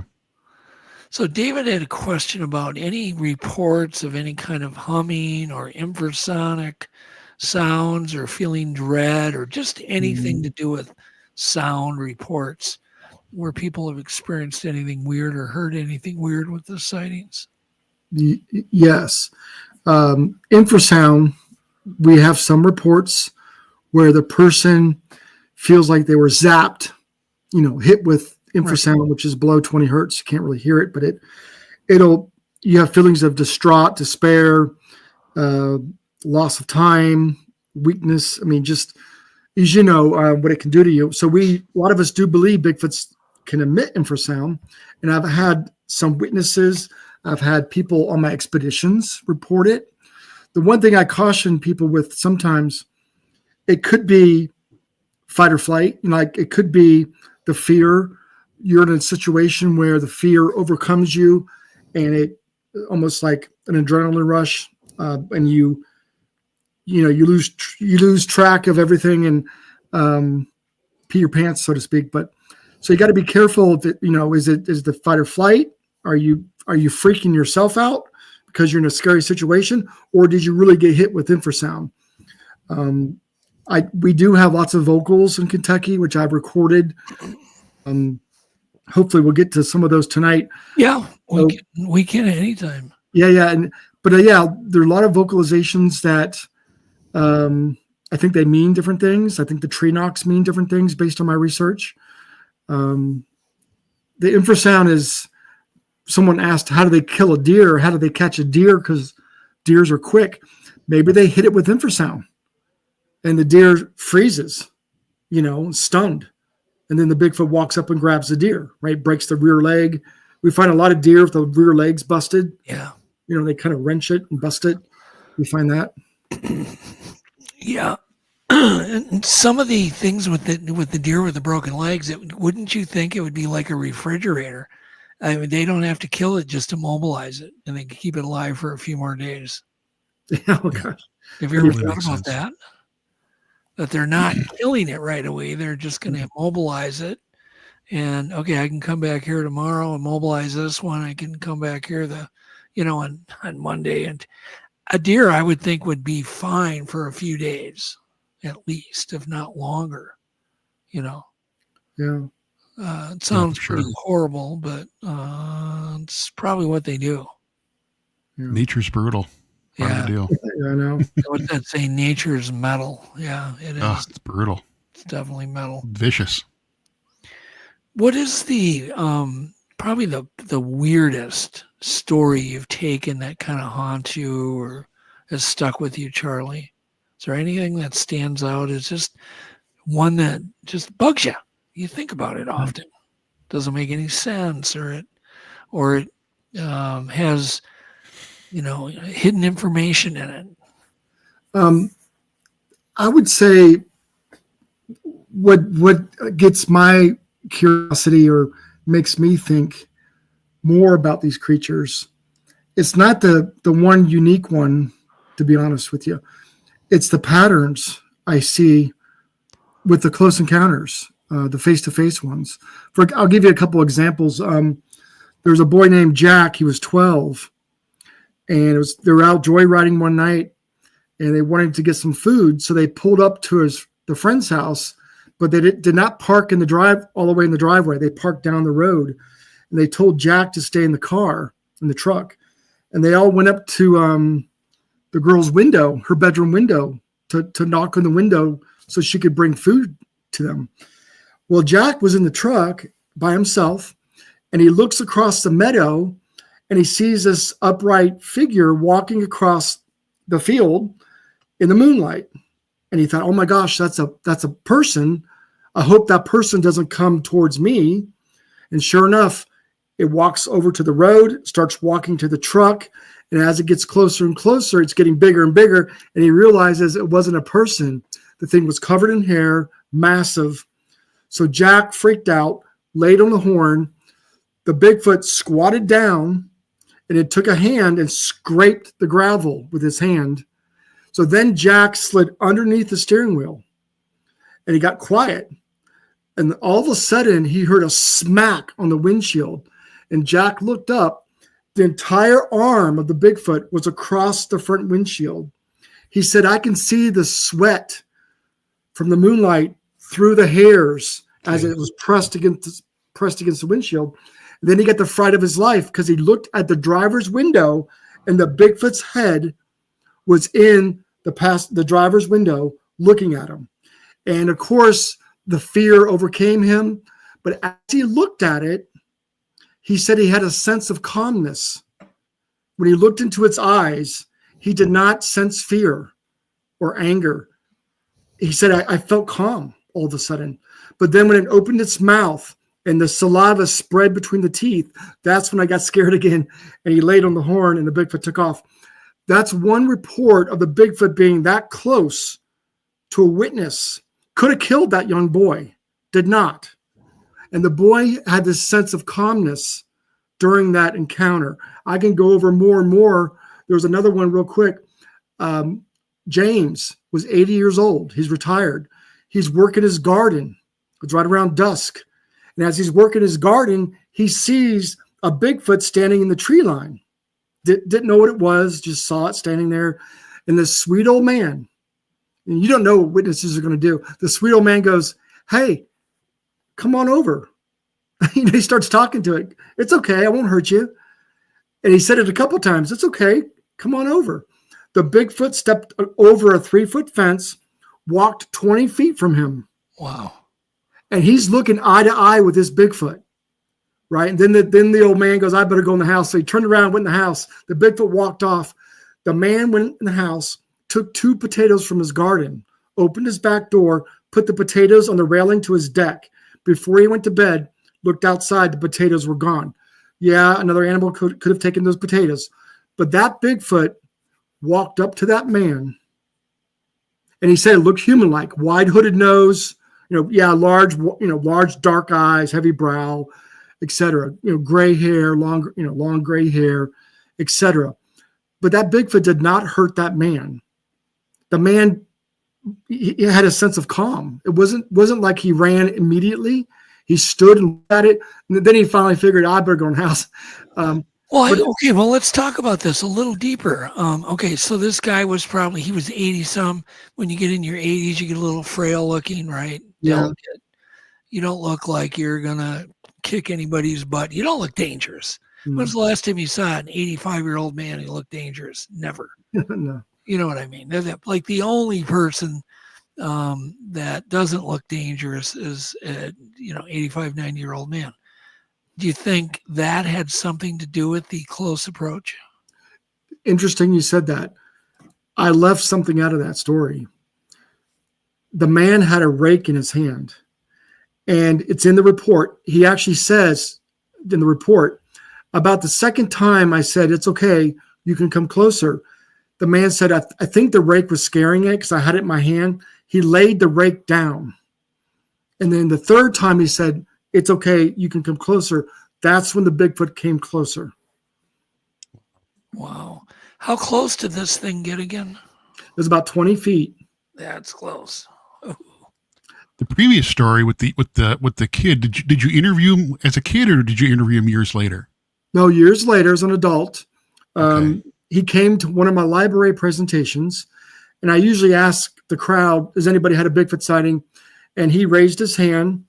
And before he stood up to speak, his wife goes, I've been married to this man basically my entire life. He goes to church like 3 times a week. This man, if he says something, you could take it to the bank. Now, when he's about to tell you, I believe in my heart was true. And he tells that story when he was about 12 years old, where the Bigfoot came up to his truck and looked in the window of his truck. His report, his video testimonies on my YouTube channel. So if you want to hear Jack tell that story as an adult, you can go to my YouTube and watch him tell that story. Wow. I'd be curious. It's my worst fear. Something. I mean, that'd be terrifying. Holy crap. Yeah. I'm just curious how much, and the reason I asked the question is I'd be curious how much that shaped his life. I mean, how much it shaped his personality. If he's, that's a pretty profound experience to have when you're that young. That would affect you the rest of your life, I would think. Yeah, he is one that he says there's a day that goes by I don't think about it. I can't imagine. Yeah, it's crazy. Seeing something that close, just a car window in between you. My gosh, that had to be. Well, that's how we feel when we go to Snow Grove. Like that first night 2 years ago, we were up there, and numbers of them just hopped up on the porch and were banging on the house front, the back, all over. And I'm like, the window's right there. I can just peel it back. And I'm telling you, this little voice in your head goes, don't do it. Just don't. And I think I'm not saying it's mind speak. I'm just saying, to me, to do that and have a face right there looking at you would be, I'm not sure what I would do. I'd probably scream like a little girl. I have no idea. But it's a fear. You say that because I've been close. Probably, oh my gosh, I can't even tell you. Over 10 times where I've been very, very close to a Bigfoot, and I could go into detail on every single one of them. But I'm talking return tree knocks, bluff charges, trees pushed over, and I know they're right there. And almost every time I look at my watch, I go, "Oh gosh, it's time to go," and I leave. And if I would have stayed, I know I could have seen him. Yeah, we've got a great guest upcoming that's got a story similar to that, where just some crazy stuff happened when they were in the woods, and they just walked away. And then after like an hour later, they realized, what the hell did we do? We just walked away from the evidence. And even during 2 of my sightings that were in a car, by the way, I just walked away or drove away. You know, I had somebody, you know, Yvette with me. We both saw it. We talked about it, but we just drove. It's weird. Yeah. That reminds me, on one of my expeditions, this one location we go to, we've actually had 11 sightings on my expeditions at this area. And on this one particular evening, I can mention her name. She won't care. Lori Wade, she's from Tennessee. She saw a Bigfoot walking down the trail in the moonlight, and it stepped off the trail. She radioed to the other groups. We all joined them. When this Bigfoot stepped off the trail, there's like a bunch of acorns that were thrown up on the opposite side of the trail, like a diversion, because I heard all these acorns fall. Okay. That was interesting. So we come up, we're doing like a reenactment, how tall it was. Again, it's late at night. We're trying to figure out how tall it was. And we have thermals, but we can't see it. The forest is too thick to see it.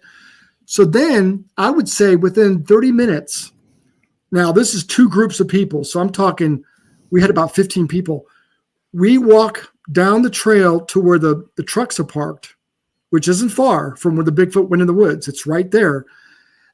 We go to leave, and one thing we do is just for fun, we do a group howl where we all howl as loud as we can. So we did that. Immediately after our howl, a home run knock comes from the woods where that creature walked in the woods. He was still in the woods, you know, watching us, listening to us, and we did our farewell howl, you know, we're leaving now. And it was like, bam. But did we stay? Did we spread out, you know, and half of you go that way, half go that way? Did we all converge on it? No. It's almost like, okay, we had enough fun for now. Let's go. It's the weirdest thing.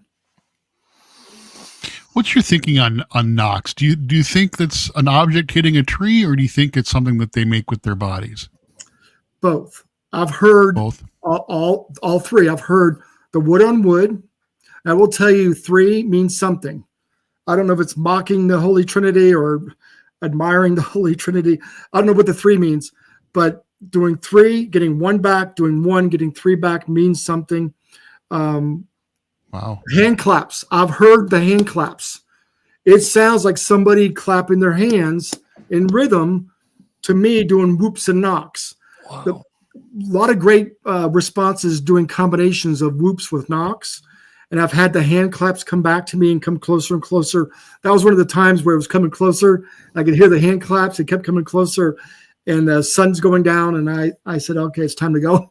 But anyway, and mouth pops, where they pop their mouth, because it's that high pitched, it's very more subtle, closer to you, very close.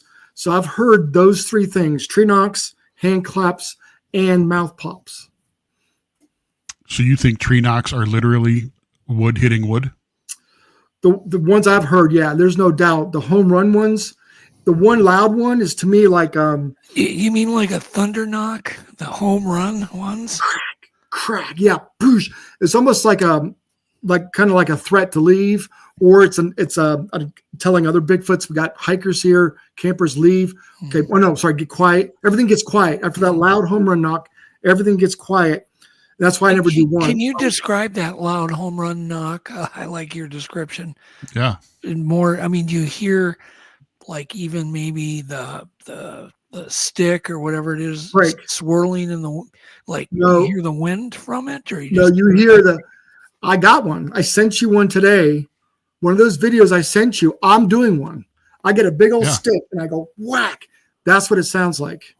I don't know if you've got that queued up. Yeah, I do. Give me 1 second here. We can get into now. This is me making the knock. This is the one that says return howls tree knock. That one. Yes, this is me doing it. That's what it sounds like. The home run. How many clips and things do you have to share? Just like 3, maybe 4. Oh, okay. All right. Go ahead. Okay, give me 1 second here to pull that up. All right. Yeah, I'm almost ready here. Sorry, 2 howls queued up. 2 howls replied back to my knock. All right, here we go. Home run knock.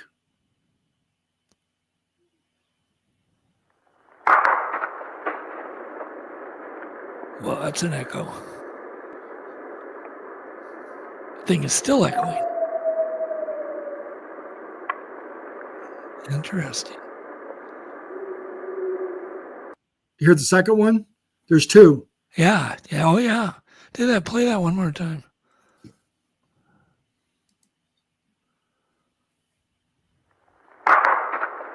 Oh, that's a wood knock, Charlie. Yeah.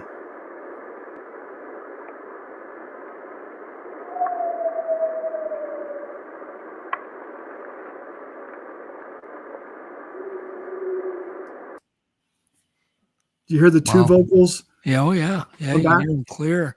There weren't dogs barking. Like dogs will keep barking. You can hear a bark in there. It wasn't dogs. The second howl I did not hear with my ears.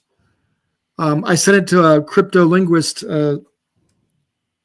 He amplified it, and he found the second vocal, which I did not hear with my own ears. Was that Monongahela? Or? Yes, it was. Oh, okay. It was a lucky guess. Yeah. Okay. What other sounds or things do you want to? We can kind of go through some of that stuff. Sure. Yeah. Back to that one though, you can tell that's wood on wood. Oh yeah. That's what I mean.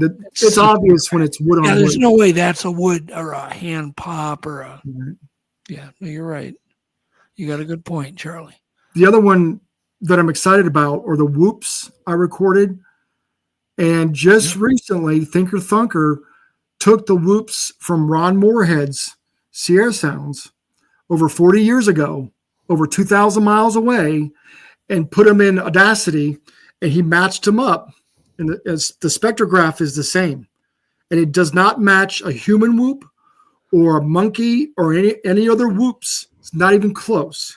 Well, that's, it's one of the questions I posed often in this podcast is, in my research turns up nothing in the forest that whoops. There isn't anything. People always think it's like a bird. There are no whooping birds. There just isn't. If I'm wrong, please help us. Send us a clip of a whooping animal. We'd love to hear it. There isn't. Got it ready here. The amazing Bigfoot whoops from Kentucky. I'll put that up for you.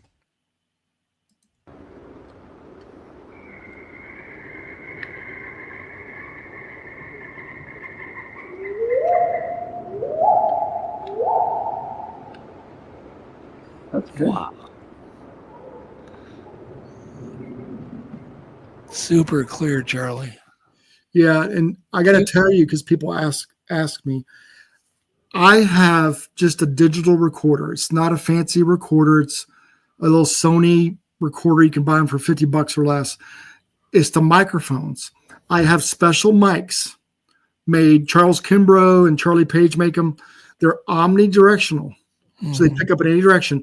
I had my recorder over in the tree, hanging in the tree, and that's how I got those whoops.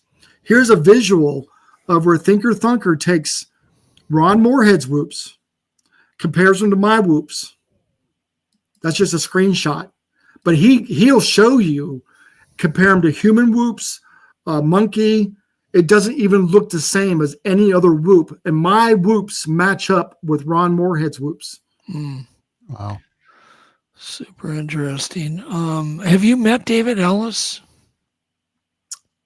It sounds familiar. I might have. David does a lot of the similar stuff that Monongahela does.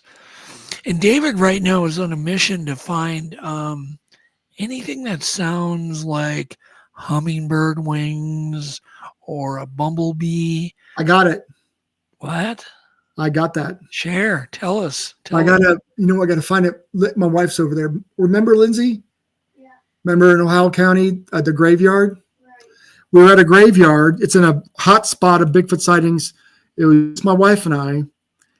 And it sounds like a bumblebee, like in our ears. Yeah. There's nothing around us. We're looking around. There's nothing there. It was very loud, and I got it recorded. I'd have to find it. That is so cool. And people have talked about their ears itching. People have described all sorts of stuff. We recorded it last year at Snowgrove. This kind of a weird hum. It's like a hummingbird It's kind of, or a bumblebee. Or Exactly. whatever, but that's just non-existent. I've never once seen a hummingbird up at Snell Grove up there. It's too far north. I got to find that. David writes, well, here we go, Doug. Another guy. Yeah, if you could find it, that'd be cool. I don't want you to go nuts because you can always get it to us later. I could play it on a future show, or David can get a copy of it. But we really would love to incorporate you in the book that David's writing called Unknown Sounds. There's another one Managahila talks about. It's the zipper sound. Yeah. Sounds like a zipper. Yep. And that's actually in some ways kind of a similar sound to this. It's like the same creature, whatever can make this hummingbird type sound, can also do a zipper sound. I wonder if it's part of the infrasound that gets above 20 hertz, where it's trying to do the infrasound. Does both. Comes above the 20 hertz where you can actually hear it. Yes. Yeah, because and a lot of people don't know this, just because something is in infrasonic range, it doesn't mean there isn't a portion of it way above where you can hear it. Could still have infrasonic effects on you, but you could also hear it. David often quotes his article that was sent to him from like 1934, where a woman was washing her clothes at a stream, heard this hummingbird-like sound, looked up, expected to see a hummingbird, instead saw a female Bigfoot with her infant making that sound. So that was like one of the first times that we could connect the hummingbird sound with a Bigfoot. But first time I heard it was with Tristan, and it just vibrated my ear when I listened to it on the speakers. And I'm like, David, we got to do something. This is bigger than we think. This is a new trait. And then once we started getting the word out, all these recordings started flooding in. So it'd be great, Charlie, if you can add to that database. Yeah, I'll do that. Yeah, no, it'd be awesome. If it hits you where it is, whatever. David says the zipper sound may be related to filling the air sac, which is speculated that they may have. Yep. God. The other thing ton of sense. Was interesting. If you watch Thinker Thunker's analysis of those whoops, he does 2 videos of those whoops. He shows that it actually has, he thinks, 2 sets of vocal cords. Yeah. And it can show the range. That's why when you look at our whoop, it's continuous, it's 1. And then you look at the Bigfoot whoops and it shows 2 basically, where he thinks they got 2 sets of vocal cords. Yeah, yeah. And there's also a missing fundamental at the very bottom, often with Bigfoot vocalizations. So there's normally all human speech or any sounds we make have 3 fundamentals. And then when you record a true Bigfoot one, the whole lower fundamental is just gone. It's very bizarre, very bizarre. What else do you have, Jeff? I've got let's see here. Next up, let's play one called, you said Bigfoot Yell, Ohio County Howls. Okay. Yeah. That one. Let's pull that one up here.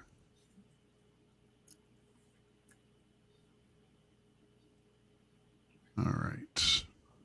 The short clip, I'll play it a few times here.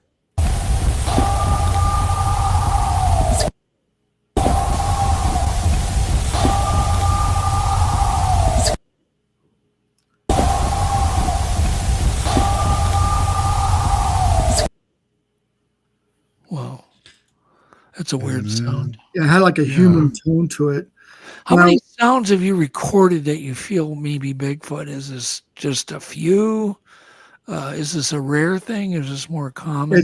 It's rare. I don't have there's not a lot. Most of them are coyotes and barred owls and, other creatures we can identify. The alpha coyote will sound different than the rest of the pack. I do think the coyotes follow the Bigfoots.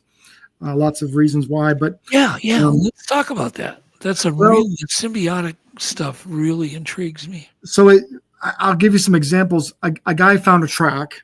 He goes, "Hey, I found this Bigfoot track. It stepped across the trail." I go, "Can you go back and cover it up? I will come tomorrow and cast it." So he goes back out there to cover up the track, and he calls me. He said, "Oh man, the coyotes stepped all over that track." Okay, that was one example of the coyotes following the Bigfoot. I was on a Bigfoot hunt on an expedition. In fact, is where the sightings were. And we had just done tree knocks, and we got knocks back. And sure enough, a pack of coyotes come between two teams down the ridge. You know, it was late at night, and it goes down in this holler, and it goes over towards the tree knocks. The coyotes were going towards the tree knocks we were getting. Like, you know, is that a dinner bell? Do they know what that means? You know, the hunt is on. I don't know. That's another example. And then the third example, which a lot of people will hear this, you'll hear those strange yells or howls that are different. And then the coyotes go off in the same area. A few minutes later, on another ridge, you hear the strange howls or yells, and then the coyotes are there too. It's almost like the coyotes are following the Bigfoot. Like, do they hunt? Are they looking for scraps? There's some kind of relationship there. There was a time I was up, I was grouse hunting up in Canada, and in the middle of the night, I heard what sounded like we had seen wolves in that afternoon, you know, big, huge, tall wolves. In fact, I thought they were like donkey size. They were huge wolves.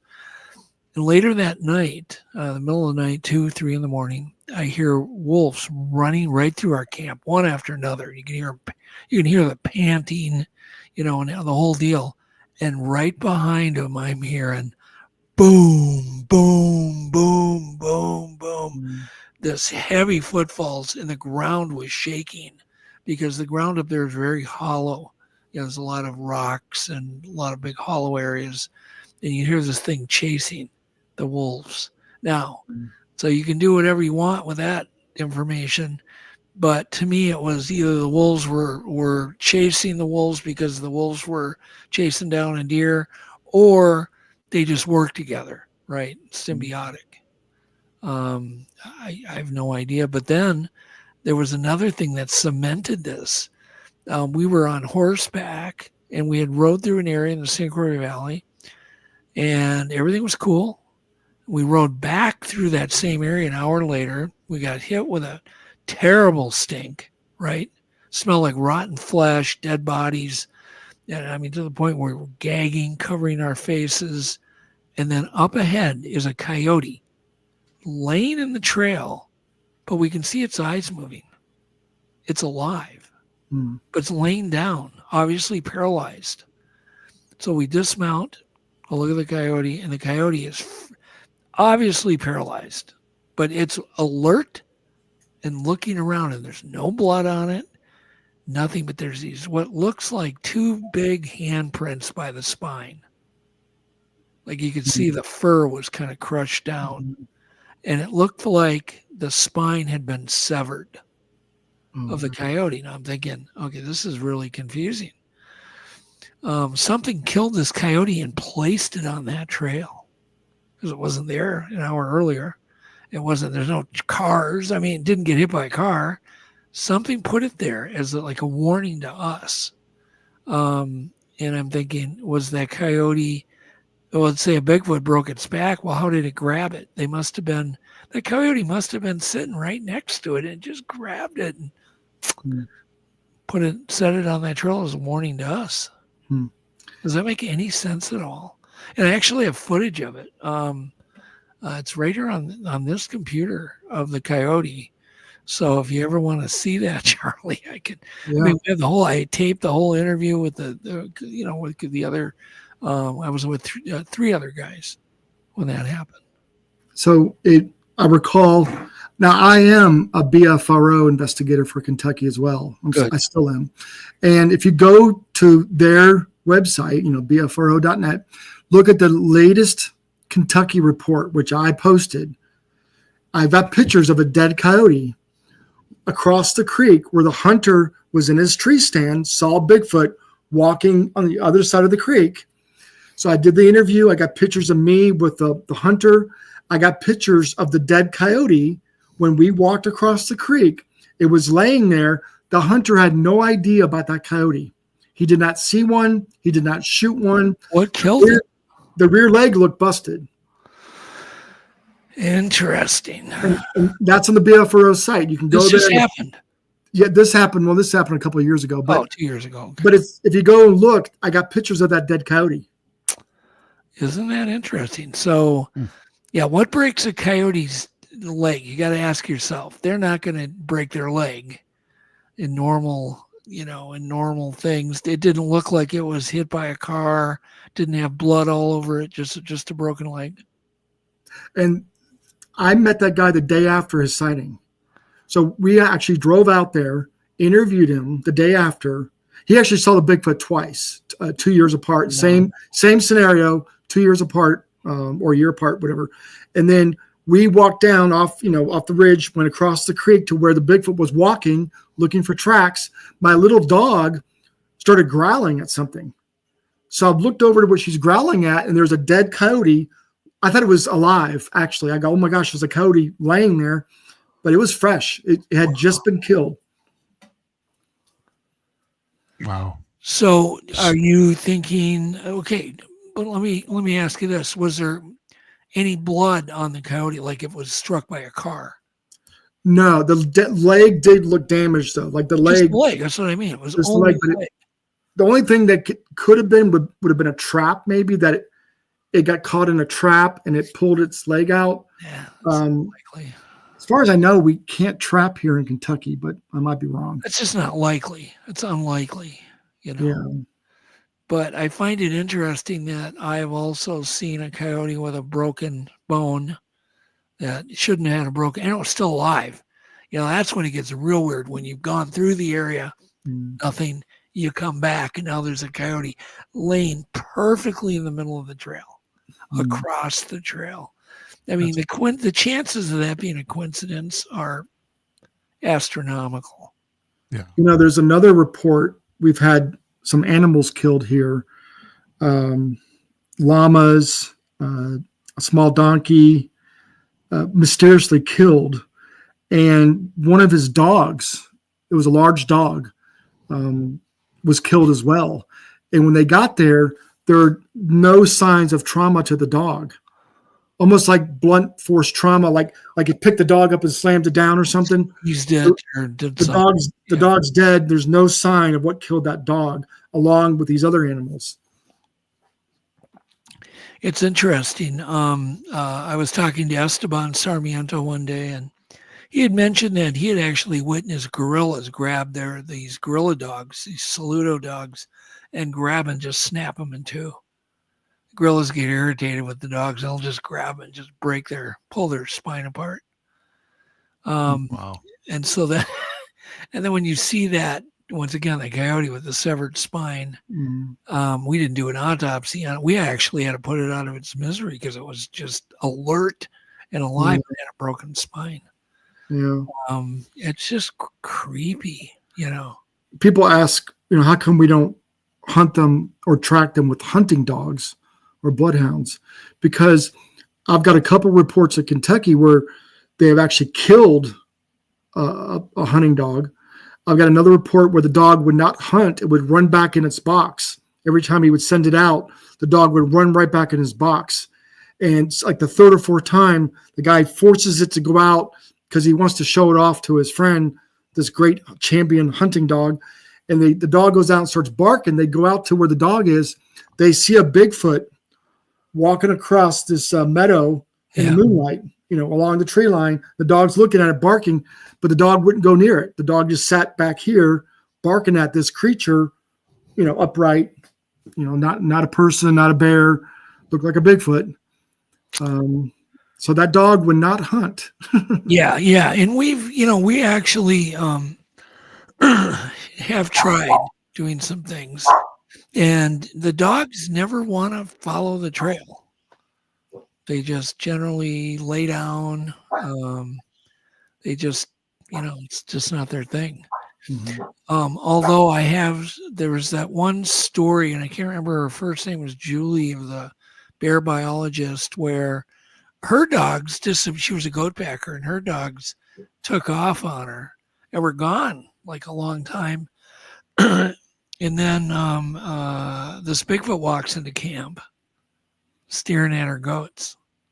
And then the dogs showed up, and they were all like happy and friendly, like they had been with this Bigfoot during the day. It's a lot of weird stories. There's one in the Daniel Boone National Forest here. A guy was coon hunting, and it's a great story. The fact is, the audio testimonies on my YouTube, you can listen to it. But he was coon hunting, and he heard something on a ridge making these loud vocalizations, and his dogs all ran back to the truck, and the guy decided to leave too. He can hear what he thought was a Bigfoot walking on the ridge making these moaning sounds, and he got back to his truck, and his dogs beat him back to his truck. Dogs and Bigfoots there's so many stories. What is another, I would say, unsettling story that you've heard from a witness that just, one of those stories that just stuck in the back of your head? Is there one that you can recall? It put you on the spot. Yeah. There's so many unique ones. I'll give you one that I like. Unique. Yeah, this is unique. It was a white Bigfoot, and we do have a few white ones. We have gray ones. Reddish brown is the dominant color. Okay. But we do have a few white ones here in Kentucky.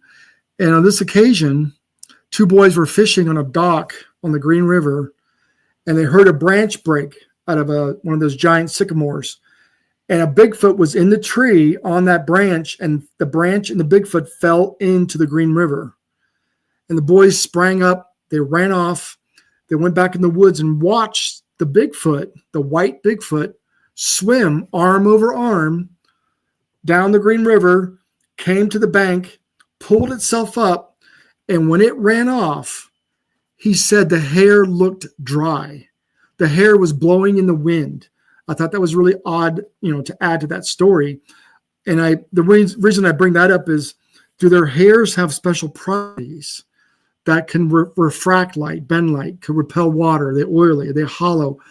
Could that be why people say they cloak? Because it could refract the light? Have they adapted over thousands of years with this property of their hair? As you know, they don't have a cellular medulla in their hair. Right. So, is there something about their hair that's different that we don't know about? But this witness said it would look dry when it climbed out of the water. I thought that was interesting. So like it was, what do they call it? Hydrophobic. The water, the hair was just, it beat it up and just ran off. Yeah. Yep. That's interesting, because I've often suspected that they're spreading sebum or some type of an oil from under their armpits all over their hair. Yeah. A lot of people have described them as very shiny, like really shiny. So this description of the hair flowing, like it looked dry right away, is what you're saying. Right. He said it looked dry. And then the reason I bring that up as well, just by chance, Don Bigfoot Neal, if you find him on Facebook, he just interviewed that witness that I interviewed years ago. That's in my book. I think he's in chat. Yeah. Don's in there. Don just interviewed him. I had no idea that it was the same guy. I interviewed him years ago. It's on the website, and it's in my book, actually. But anyway, Don just did a video interview with this guy. They're at a little restaurant. They did a Bigfoot presentation, and the guy showed up, and Don videotaped him. So if you want to hear his testimony, the one I just described, go to Don Bigfoot's Facebook, and you can watch it. Wow. And you have a book out. Yeah, years ago, when I was speaking at conferences, and I'm good friends with Lyle Blackburn and all these guys, and they all have these books. I mean, I got to get a book. So I rushed kind of and found a bunch of reports that are not on my website that I asked. For example, there's a park ranger that saw Bigfoot in Kentucky. And a lot of times park rangers and law enforcement won't go on record.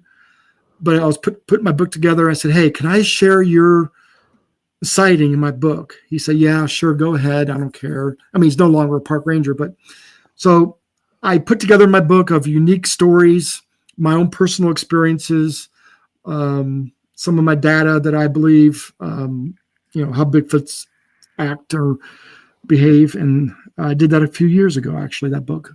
Do you, if you ever want to republish it and add to it with like recordings and some of your videos that you recorded with your witnesses, we could do that for you. I would love it. If you ever want to republish it. Yeah. I would love that. Yeah, I'd love to talk to you about that. So we're gonna have to talk about that. Do you feel that this mystery is ever going to get solved? Do you think that we're both going to die, old men, and this thing is still going to be a mystery? I hope not, because I want to tell people I told you so. But I do believe it's going to take a body still. I think all the DNA stuff's great, but it's just not going to. They're not going to buy it. They're going to think it's contaminated. They're going to think whatever they're going to. Or it's one off. Yeah, I always think that too. They're going to think once one off. I've got a really good shot at coming out with some really good new DNA data. I don't know. I'm not going to make any predictions on it, but we keep acquiring some really good samples. We've now just recently acquired blood that's been frozen that was found in footprints. And then it had been bleeding on a rock like its foot was injured, very highly vetted, well taken care of. I don't know what this is going to reveal. I have no idea. And all I want to do is just, raise the bar a bit. Just keep raising the bar. It's all we can both do, right? Yeah. Anybody involved our goal is just to raise the bar. I don't think anybody's going to prove it. I even think one dead body wouldn't prove it. Might not. They would say, "Oh, that's just it's a one-off human genetically, off a bit, blah blah blah blah." God knows, there can be so many excuses. So, but I think for us more in the know and kind of up at least on whatever's out there in data, we're not going to be surprised probably by much anything. I'm not going to be. If somebody's 100% human, whatever, or it's 100% I don't know. I'd just be like, okay. I got one more video here from Charlie. The belly crawl video. Do you want to? I heard about this. Do you want to talk about this at all before we? I've heard about this, but didn't know you were the guy that got it. Let me. I got it ready to go. So I'll tell you the backstory. We're on an expedition. It was actually in Tennessee. It was on actually a BFRO expedition, top of the mountain. That evening, someone was supposedly zapped. So they all came back to camp, which was almost like a 40-minute drive down the mountain back to base camp. She was upset. She went in her tent, and we're sitting there. I go, let's go up there. There's a Bigfoot up there. Let's go up there. So we drove all the way up. We're walking the trail, and we jumped something to our right. So something big ran. We yelled, "Oh my gosh," and we turned, and we filmed it under thermal because it got quiet. We filmed it for almost 5 minutes, and it looks like it's belly crawling. And we did reenactments later with thermal. It's about 6 foot tall because we had a person do it. We measured it. It was back behind the brush, so you can't see it clearly. But I ask you this. We think it was a juvie, a young one, okay? We didn't get the memo to stay still, right? An adult Sasquatch is going to stay still, let you walk right by. You never know it's there. The juvie panicked, ran, made a bunch of commotion, and then going, "Oh, crap," and got down on its belly, and you couldn't hear it. You could not hear it belly crawling, and we filmed it under thermal, and that's what you're going to see. All right, like I said, I've heard about this, but never seen it.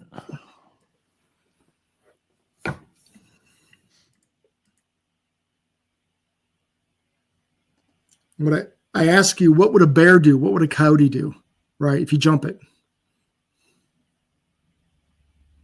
So you filmed this in 2010. Yeah. It's coming up here. Sorry. Oh, that's fine. Oh, we had gotten tracks. We had gotten tree knocks on this field.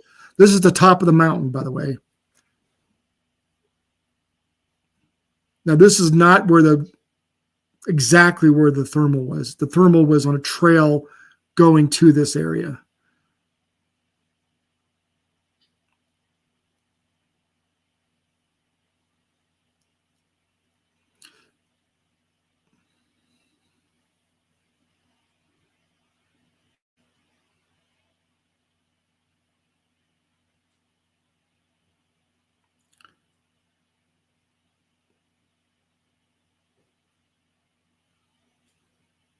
So do you think those are two arms?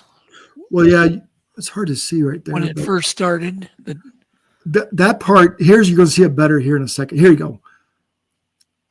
Oh. You can see the legs and the arms stick out. The front, the leg in the back. You're not joking. I did see two arms. Okay. And then one point, you kind of see the head. There's no muzzle there on the left. You don't really see a muzzle. The head, barely see the head, no muzzle. Well, I don't think deer belly crawl. I don't think wolves or coyotes or bears do. So that's what I'm saying. Like, what would a bear would have ran off? Yeah. A coyote would have ran off. No way to know 100%, but it's like all of this stuff. I mean, even the Patterson film, nobody's 100%. All you can do is say, yeah, okay, that looks like a Bigfoot.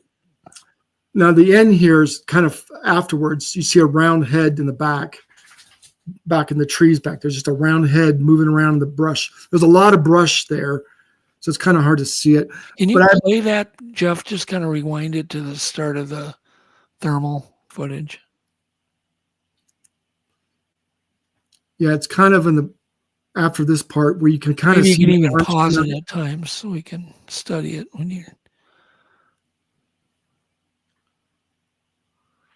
Now go back all the way to the beginning, Jeff. I think you missed the beginning. Keep finding it right there. Go back a little more, just a tad more, a little more. There we go. All right, now prepare to stop it.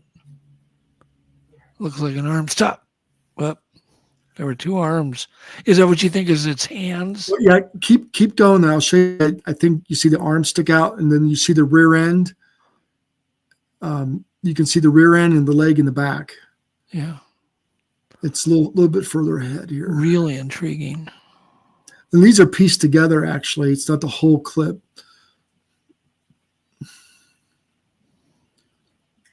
So right here, keep going there. You're going to see right about there.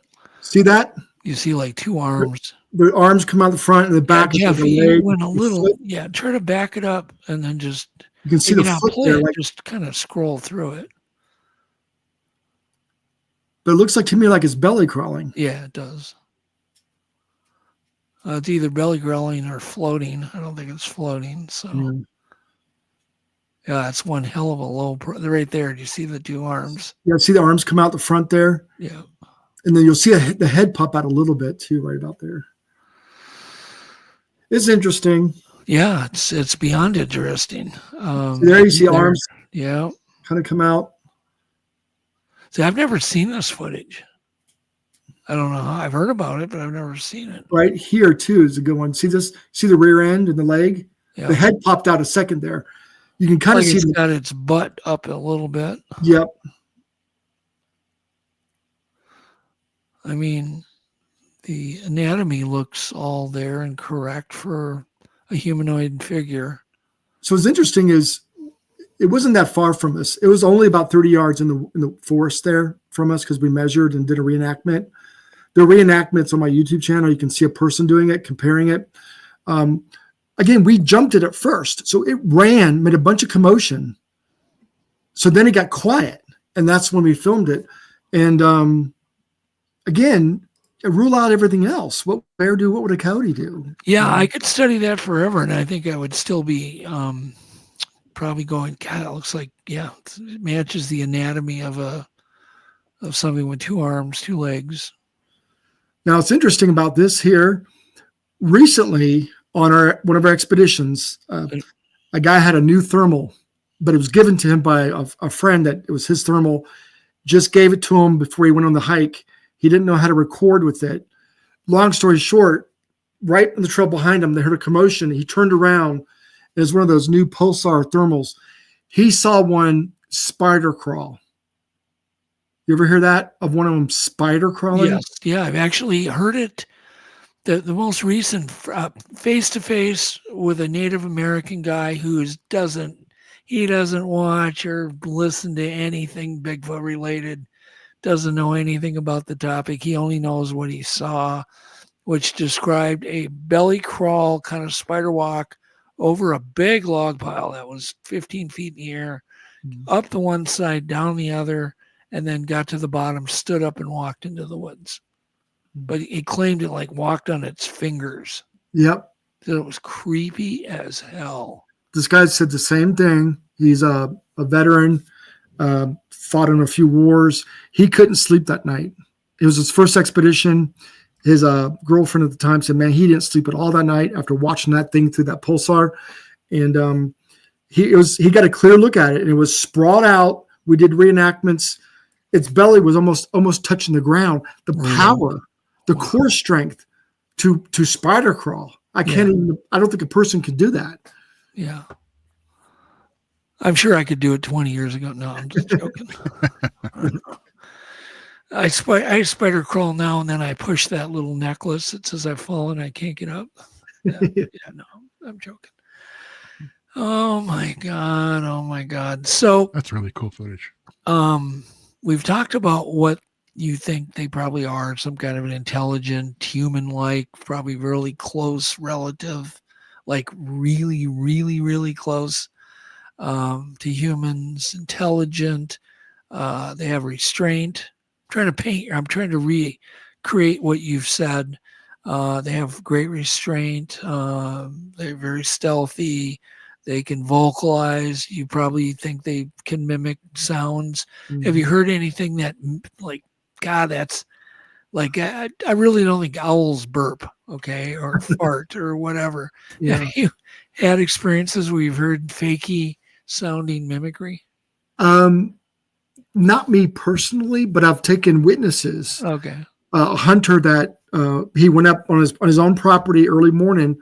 He was sitting by a tree on this meadow. It was a foggy morning. The sun's coming up, and he thought it was like a 300-pound dove cooing, and he yelled, "Who's on my land? You know, I'm hunting out here. You need to get out of here." He thought it was a person messing with him because it sounded like a 300-pound dove, and then a rock the size of a softball comes whipping through the fog and hits right next to him. Oh, okay. This is a big, but that's just a coincidence. Yeah, that's just a coincidence. Yeah. I mean, have you recorded any gibberish? No, that same guy. This is in Lee County, Kentucky. They were in a hunting cabin, same area. A little cabin was big enough to put 2 twin beds in it. Basically, they heard monkey-like gibberish all night long, and then something hitting the cabin all night long.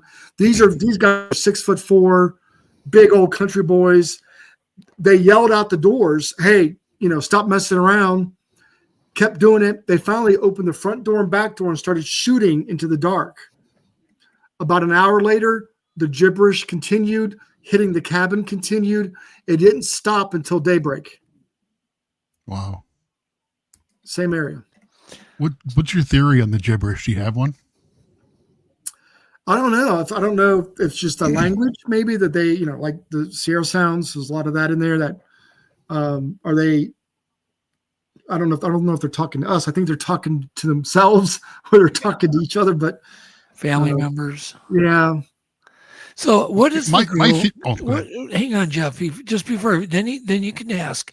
Just before we forget, what is the Girl Scout story? So keep that in mind. We want to hear that. Now, Jeff, go ahead and ask your question.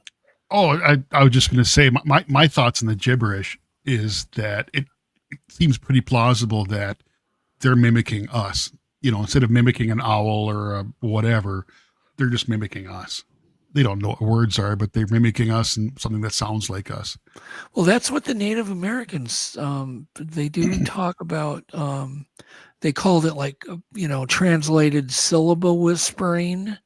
Like they would be around a campfire, they'd hear their own echo, or like somebody trying to mimic them in the forest, and they knew it was the forest people doing this syllable whispering crap, right? It's gibberish. But they were kind of mimicking the sounds that we make. All right, maybe it's we're a ready. game juveniles play. Who Yeah, knows? yeah, it could be. What's the Girl Scout story? Okay. So years ago, two scout leaders from Ohio contacted me, and they were going to come to Mammoth Cave, and they were going to go, to the cave. They're going to go horseback riding. They're going to play putt-putt golf, and they want to look for Bigfoot. And I said, well, I'll be happy to take you out. So I found a spot near Mammoth Cave where a park worker went to check on a boardwalk late at night, and the lights from his ATV hit a bear which stood up on two legs and walked off on two legs. I go, oh, great. That's a good spot to take these Girl Scouts. So we met at a local restaurant, went in the back room, and we had dinner. I did a presentation with a video and audio and scared the daylights out of these young girls. There's like a dozen of them, ages 10 to 14, 4 scout moms who were skeptical, and got them all excited. Then we drove out to this area just outside Mammoth Cave called Sloan's Crossing. It's a boardwalk that goes about a mile around a pond in the woods, and it's low to the ground. It's really low to the ground, wide. It's recycled plastic, that hard plastic. And I thought this is a great place to take these girls because it's safe. I'll demonstrate what we do, how we make tree knocks and calls. And I told them, and I tell everybody this, because there's a lot of skeptics out there that believe you can't look for Bigfoot with a large group of people. And I disagree. A large group of people in their living room, they're going to be curious. They're going to want to know what's going on out here. Why are these people hiking at night, this large group of people? And they're going to keep tabs on you. They're going to come over and observe you. And as long as we're non-threatening, we don't carry guns, we don't wear camo, we don't use flashlights. As long as we're happy-go-lucky campers and hikers doing what we normally do, Bigfoots will stay around. They'll check us out. And I told the girls this. I said, that's how we do our research. Non-threatening, entertaining, and the Bigfoots are going to come check us out. And I said, you girls are bait. You're young girls. Bigfoots are attracted to children and women a little bit more than men, Nice. And it scared the daylights out of them. So we go out there. We're going around the boardwalk. We're doing tree knocks. Now, again, we only have red headlamps. We don't have flashlights. And we're doing calls. And one girl even yells, "We have Girl Scout cookies." And they started laughing, and I got real serious. I said, "Hey, come here." And they go, "What?" I go, "Come here a second." So they all got close, and I go, "What if a Bigfoot came up and you don't produce the cookies?" And then they started laughing because, they didn't have cookies on them. I said, yeah, I'm just joking. So they all laughed. The idea was to laugh and have a good time, kind of show what we do. So we're doing tree knocks, we're doing calls, and we go around the boardwalk for 45 minutes in the dark, right? We get to the other side. There's 2 groups of us. I'm with a group of the older girls. The younger girls are scared. They're with the moms. One of them's even crying, and the mom's trying to console her. And well, anyway, in my group, I give the bat to one girl. And I said, I want you to do 10 fast knocks. I call these distress knocks. It's real fast. Real intense. Like, come help. I need help. I call those distress knocks. So I give the bat to the girl. She does 10 fast knocks. Immediately after the knocks, on the other side of the boardwalk, through the woods, on the other side of the pond, we hear a knock and whistle. clear as day, knock and whistle. No other animal does that. We know Bigfoots do that. And I go to the girls, oh my gosh, did you hear that? And they go, yeah. I go, what did you hear? A knock and a whistle. I go, what did you hear? A knock and a whistle. What did you hear? A knock and a whistle. I heard it too. I go, let's go over there. And they go, no. Let's don't go over there. I go, it's fine. I'll go first. You get behind me. It's safe. No, you should have had them go first, Charlie. I know. I'm joking. They're literally like right up on my back, right? They're scared. I tell the moms, hey, listen, we got a knock and whistle over there. We're going back. We're going over there. We go around the boardwalk. This is July. It's thick woods. It meanders through the trees. We get all the way to the other side. And at some point when we get there, a mom thinks she sees eyes shine towards the parking lot. Well, we're the only cars in the parking lot. It's very remote. There's nobody else there. I go, hold on, let me go look. I had a little thermal thing that plugged in my cell phone. It was crap.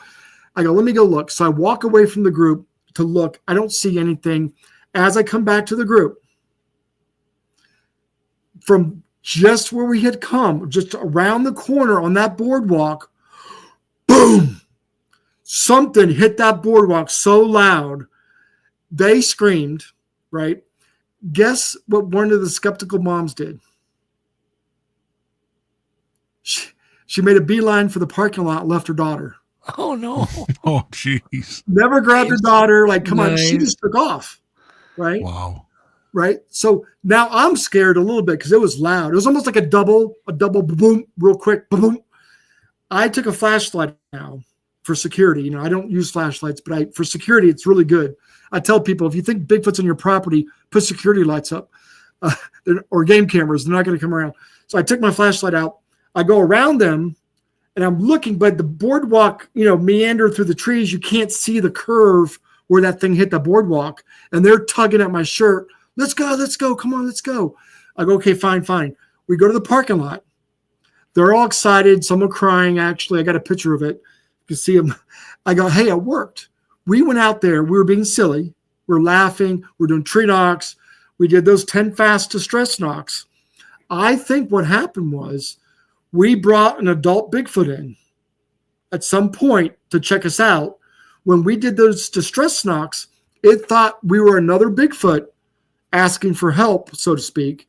And it did a knock and a whistle together, like a location thing, like I'm right here. If you need me, I'm right here. Well, what we do, we go there, right? We walk towards it, which most people don't do. I think we walked right by him, right? They named that one Big Mo. The one in the area is named Big Mo. I think we walked right by him and didn't see him because we didn't use flashlights. But anyway, I think it had enough of us when we were there, and it did like a bluff charge. It hit that recycled plastic boardwalk, boom, right? So the next day I go back, and at the time I weighed 260. The next day I get on the little bench. I jump off the bench with my boots. Didn't even come close. Didn't do it justice. That thing was so loud. It was a good move to do that. Boom. Yeah, I tried to do a reenactment. It was those girls. They drove back to Ohio. They didn't talk about Mammoth Cave. They didn't talk about putt-putt. They didn't talk about horseback riding. All they talked about was that night. I got Girl Scout cookies for Christmas that year. Yeah. Well, the thing is, what you've done for those kids is installed some wholesome fear, mystery, and those kids are going to grow up much more interested in the world that we live in. They're probably going to grow up to be scientists and, those kinds of professions. And I just think I think I've done my kids really good, taking them on expeditions and installing that sense of wonder. And, when they have an experience, it's so good for young people. Yeah. Plus they're going to tell their friends, and maybe their friends are going to be interested. It's great. Yeah. Yep. And the other thing I wanted to add real quick about. Sorry, Charlie. No, you can't add anything. No, go ahead. I'm joking. Go ahead. About a year ago, I was in Ohio at a little conference, and I got up on stage, right before my presentation, and two women walk up the aisle, and they go, "Hey, do you remember us?" I go, "No, we're the Girl Scout moms that were with you that night." Oh wow! Hey, wow. I gave them a hug, and I said, "I'm glad you guys are here." And they sat down. Just then, I had this brain fart, this idea. I told the audience, I'm going to tell you a story tonight.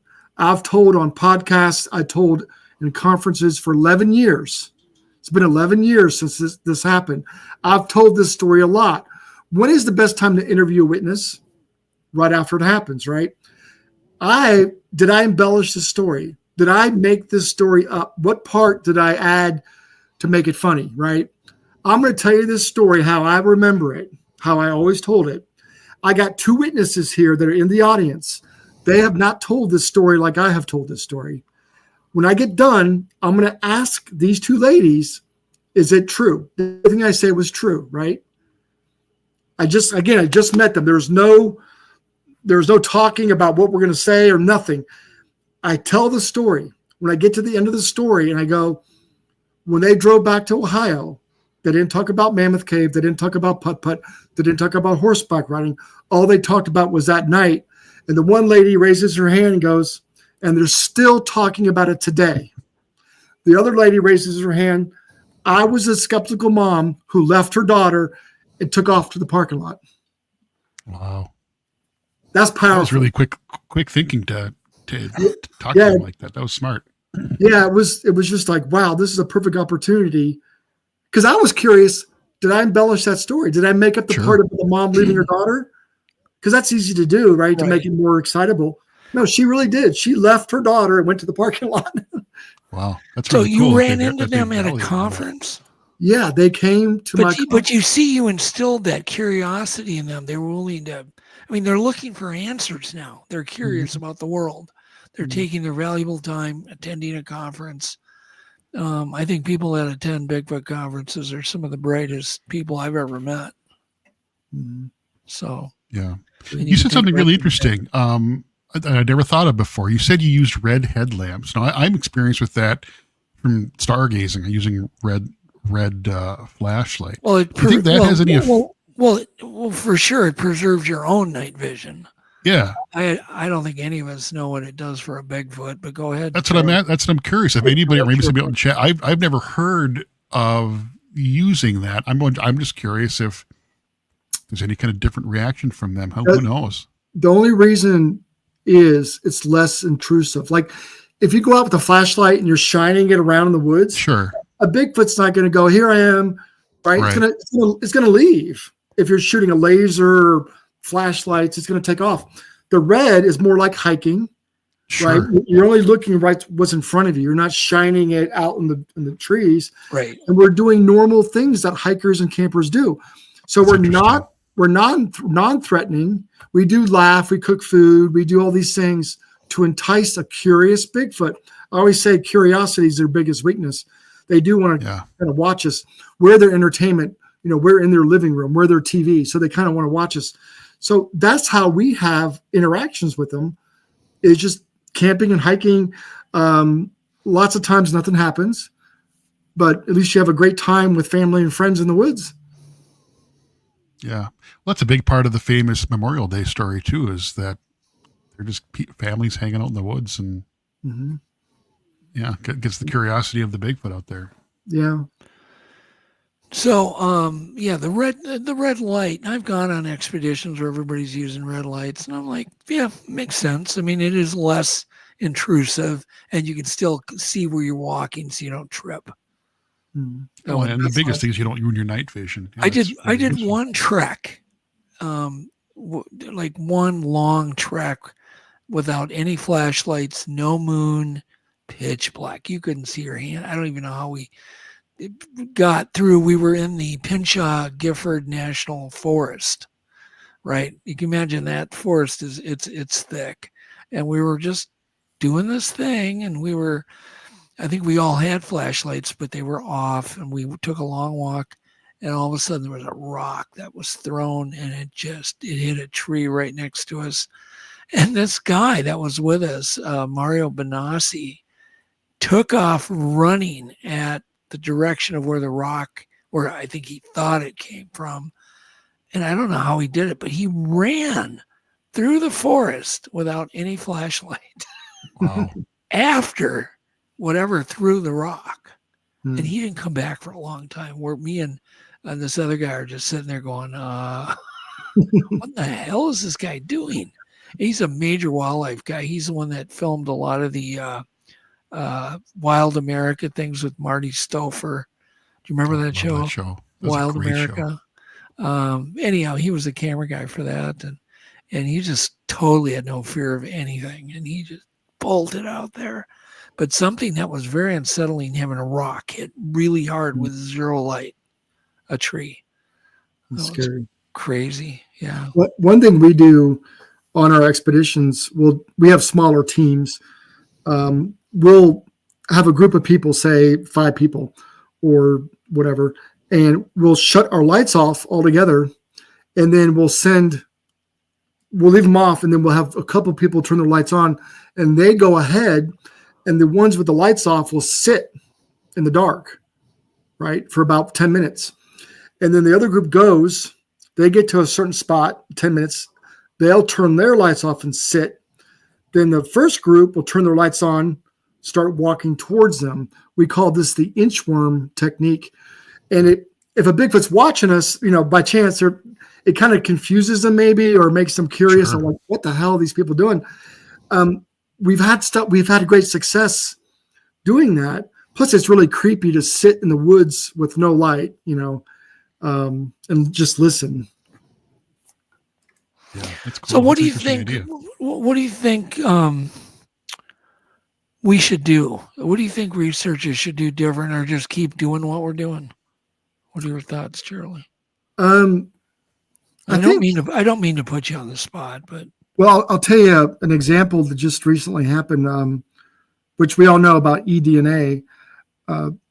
Tom Shea in Kentucky just found some tracks in the snow of Goliath, which is a known Bigfoot where he's got actual plaster casts of Goliath.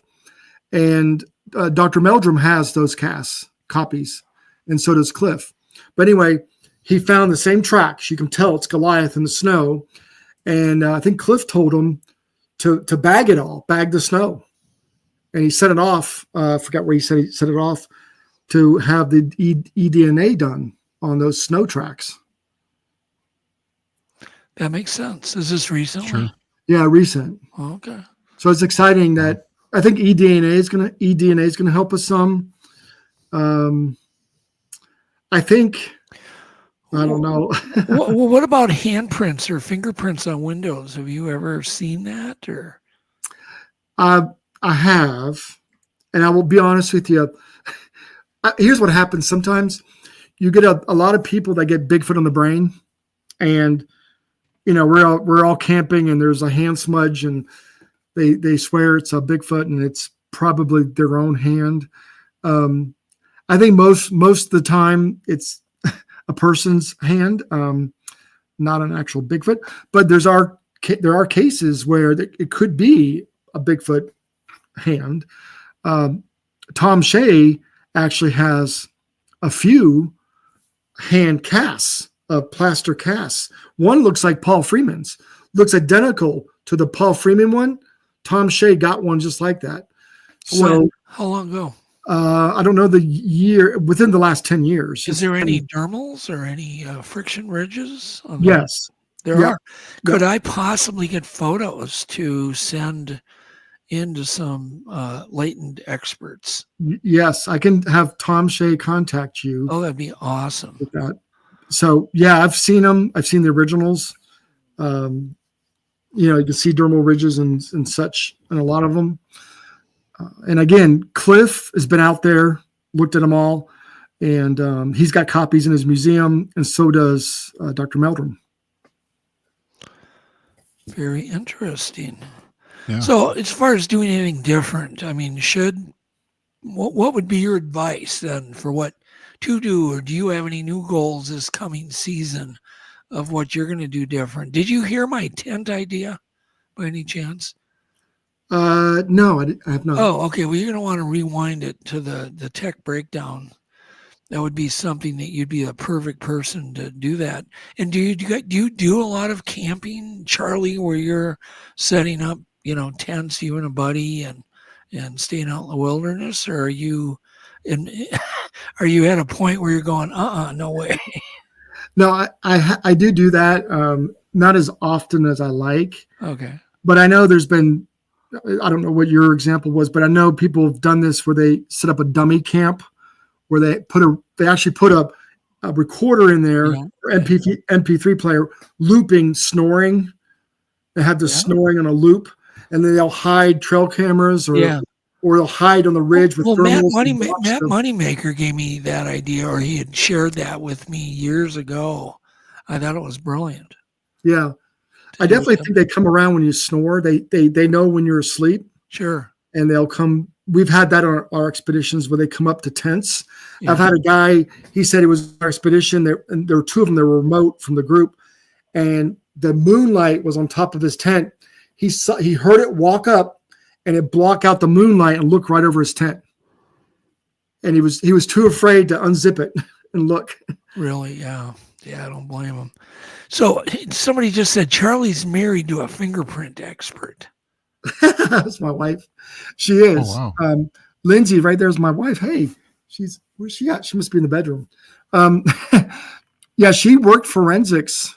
She was a law enforcement for 20 years, and she was in forensics, and she does fingerprints. I had one thing that she said to me, which is true on some of these casts. Some of it she looked at, and she said those are not dermal ridges. It's the folding of the plaster on the edges where the plaster folds, real thin. She said those are not dermal ridges. That's just the plaster. So Lindsay's super smart. Maybe we will use her skills to pick up some fingerprints. Maybe, I would love it. I would love it if we could bring her into a file that I have in a Google Drive and have her examine all of the stuff in the Google Drive. She would love it. Would you be willing to do that? Oh, yeah. Yeah, Lindsay would. She's right there saying, "Hello, Lindsay, would you do that? Would you look at his evidence?" She's in the bedroom. What a useful expertise. Yeah, I'm glad Lindsay's with us, and what I love about her too. She's very intelligent, level-headed, and more skeptical. She questions more. I am too. I get kind of excited sometimes, like we all do, but she kind of brings me down to earth, and so she's great to have. Great to have on the team. Well, what does she think of your experiences and your research? She knows that I'm very level-headed and that I debunk a lot of stuff too. And I've taken her out. I'll give you one quick story. So I met her online.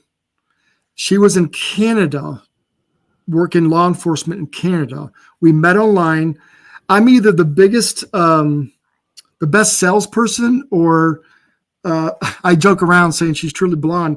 I convinced her to give up her law enforcement job, move to Kentucky in a very rural area. It's nothing like Canada, the big city. And I convinced her to move here. And one of the first things we talked about, because she was into Bigfoot too, I go, let's go to this spot in the Red River Gorge where I've got multiple sightings. Her and I went out there in the daytime. We parked at the trailhead. We're the only vehicle there. We walked about a mile down a dirt road, got down to the creek. Where the creek is, I'm going to add it real quick. I've had multiple people tell me rocks were thrown at them while they're down there in the creek from over the treetops. And I said, that's why we're here. We're going to go to the spot where rocks were thrown at people. Her and I went there in the daytime, and cougar swim. We're standing in the creek.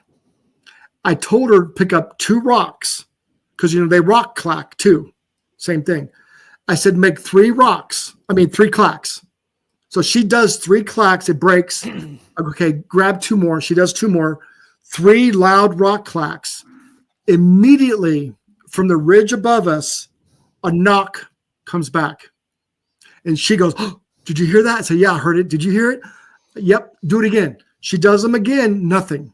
She does them again, nothing. I like that. If a person was messing with us, a person would have probably kept doing it or howled. Or I think we fooled the Bigfoot once. You could fool him once, but not twice. I think we got a knee-jerk reaction from one up on the ridge, and maybe he looked over and saw us, dumb humans, and left. it wouldn't do it again. But it's a clear as day knock right after her 3 knocks. I have it on video. I took my cell phone and I videotaped her doing it. So my YouTube channel. So anybody who doesn't believe me, you could watch it, and you can hear it. You can hear the knock come back, and you can see her point to the ridge. So it's exciting that I got to take her out. I've gotten her to interview witnesses, which I think a lot of them, she's like, wow. Like that bow hunter, she went down to southern Kentucky with me, and we pulled up next to him in his truck, and he rolled his window down. And his excitement, his enthusiasm, his detail, his emotion, she goes, oh my God, that man's telling the truth.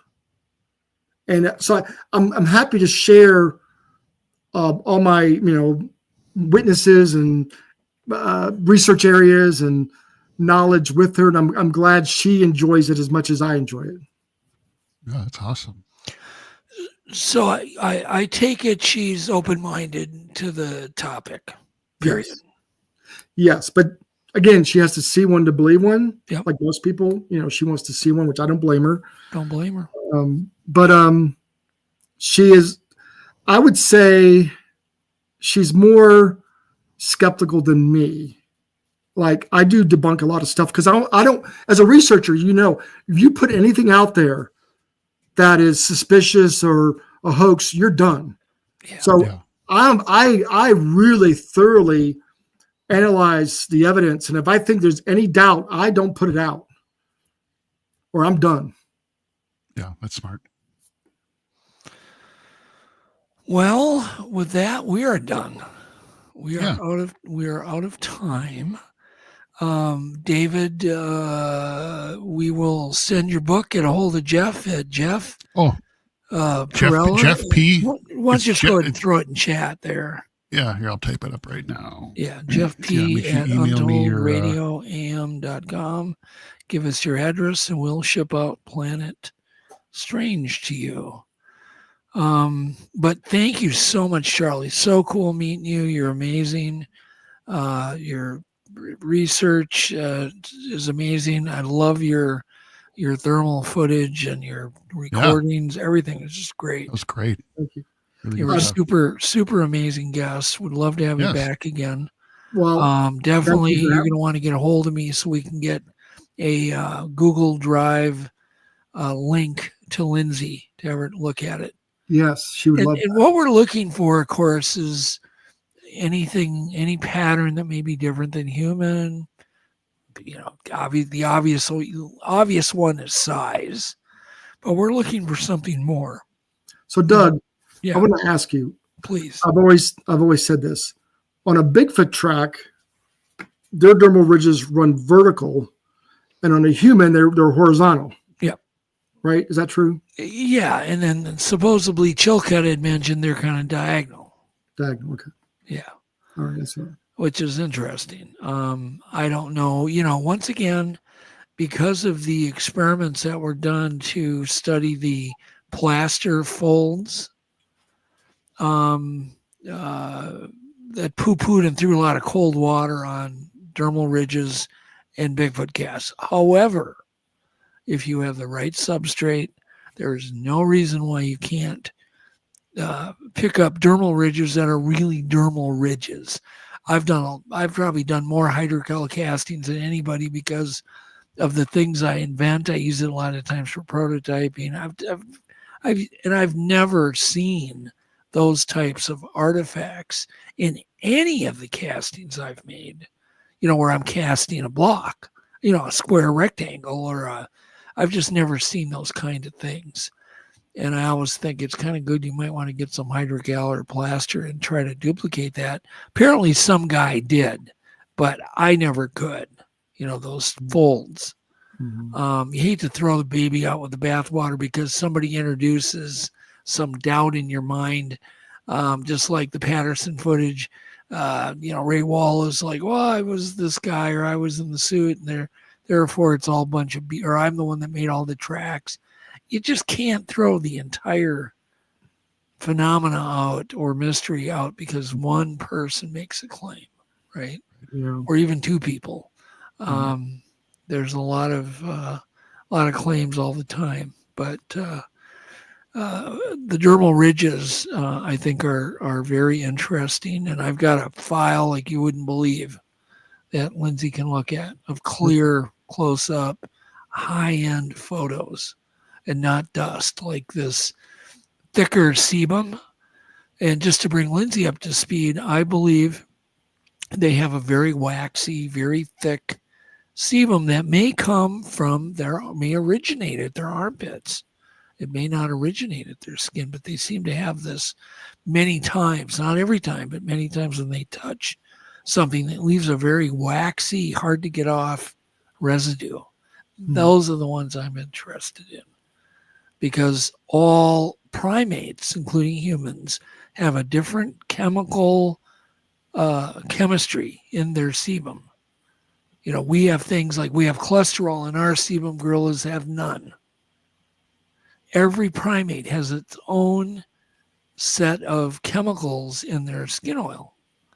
And therefore, if we can collect the Bigfoot skin oil from a legitimate touch on a windshield, then we can go, oh, this is different. This has got this, percentage of whatever it is in its sebum that doesn't match human or gorilla or orangs or bonobos or whatever. Because those studies have already been done, which is great. So all we have to do is see where Bigfoot fits in, and we have collected enough to do that. So that will be in Legend Science too. So there you go. When is that coming out? As soon as we can. Like, for instance, it just never ends, the delays. We had a big shoot scheduled in February, and a guy called me that he can't go now. And I'm like, So I'm hoping for sure this summer, I've just got to call it a wrap, even if I have to wait and do part 2 for some more content, because so much of it hinges on scientific tests. Like, some of it might hinge on what Lindsay has to say, because she's another expert. Yeah. Let's say she finds something. Well, we got to schedule an interview to interview her on that, if she'd allow that. Yeah. So those are the kinds of things it never ends. But one thing I will say, the longer we're waiting, the longer we're just keep producing, the more cool stuff we keep finding.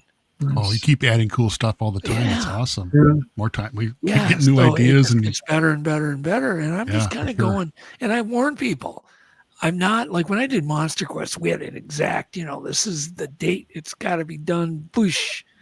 And then you would just do it, and I would meet those deadlines. But this is the first time in my life I get to do one where there's no deadline. When I did Legend Science 1, I did that for Discovery. And I think it turned out good. But there was a strict deadline I had to meet. Now I don't. So it's even hard to discipline myself, because I don't care if it's 2 hours, 3 hours, or 5 parts, or, you know what I mean? When it gets done, it'll be worth it. Yeah. The time limit really affected LMS 1, I think. Yeah, you could have expanded on a lot of stuff. I could have expanded on all sorts of stuff. Yeah. But people still say it's the best doc ever produced. It is. I agree. It is. So this will probably be my, one last Legend Science, but it may end up being 6 parts, 3 parts, 2. I don't know. I'm just going to eventually drop the hammer, and probably have to be this summer, and just say, okay, whatever we have to put out to the public now. Yeah. So well, I'm excited to see it. Yeah, I am too. Me too. I can't wait. Trust me. I'm excited to see it all put together too. But I'm looking at my new giant, it's like 50 terabyte hard drive here with all the footage on it. And I'm thinking, oh my God, 4K footage takes up so much room. But we just keep moving ahead. So with that, but thanks again, Charlie. It was just awesome. I hope to talk soon. Give me a call the rest of the week. I'm around. Okay. If you get time. Go ahead. I wanted to mention 2 things real quick. Yes. If anybody's interested, we have a spring expedition. Oh, yes. Kentucky. If you go to our website, KentuckyBigfoot.com, you could read about our spring expedition. It's open to the public. All the details are there. Yep. And then there's a Bigfoot Festival, the Red River Gorge Bigfoot Festival. I'm on the committee. It's free. We're bringing in Meldrum and Cliff and some other researchers. They're going to be the headliners. It's completely free.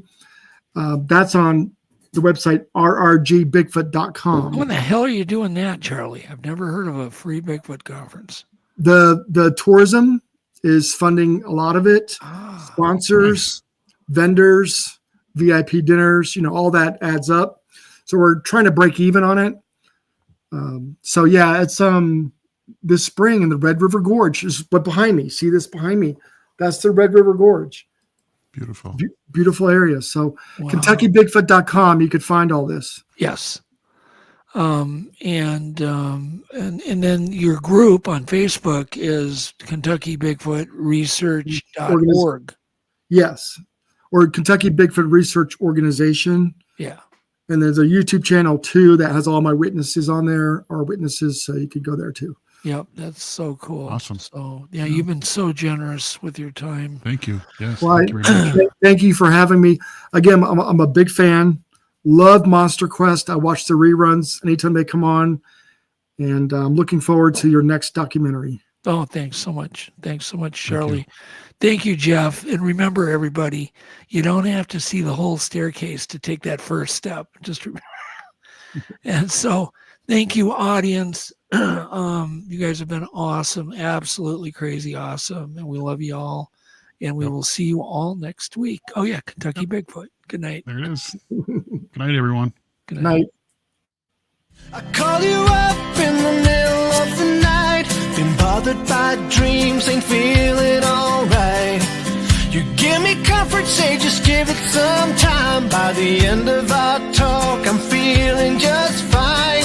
You and I will always know where we belong. This ain't no ordinary love we got going on. I'll pick you up in my 59 Ford. We head on down the road until we get bored. Just you and me and the sun and the wind. If the rain should start falling, we'll head on home again. Everybody else can see where we belong. Oh, ain't no ordinary love we got going on. At the end of the world, together forever is one, and I'll wait. If ever you should be in doubt, and I pray they never can pull us apart, and I'll wait for the time when we'll be together every day. But I know if ever we'll be led astray, that I'll find my way back home to you again.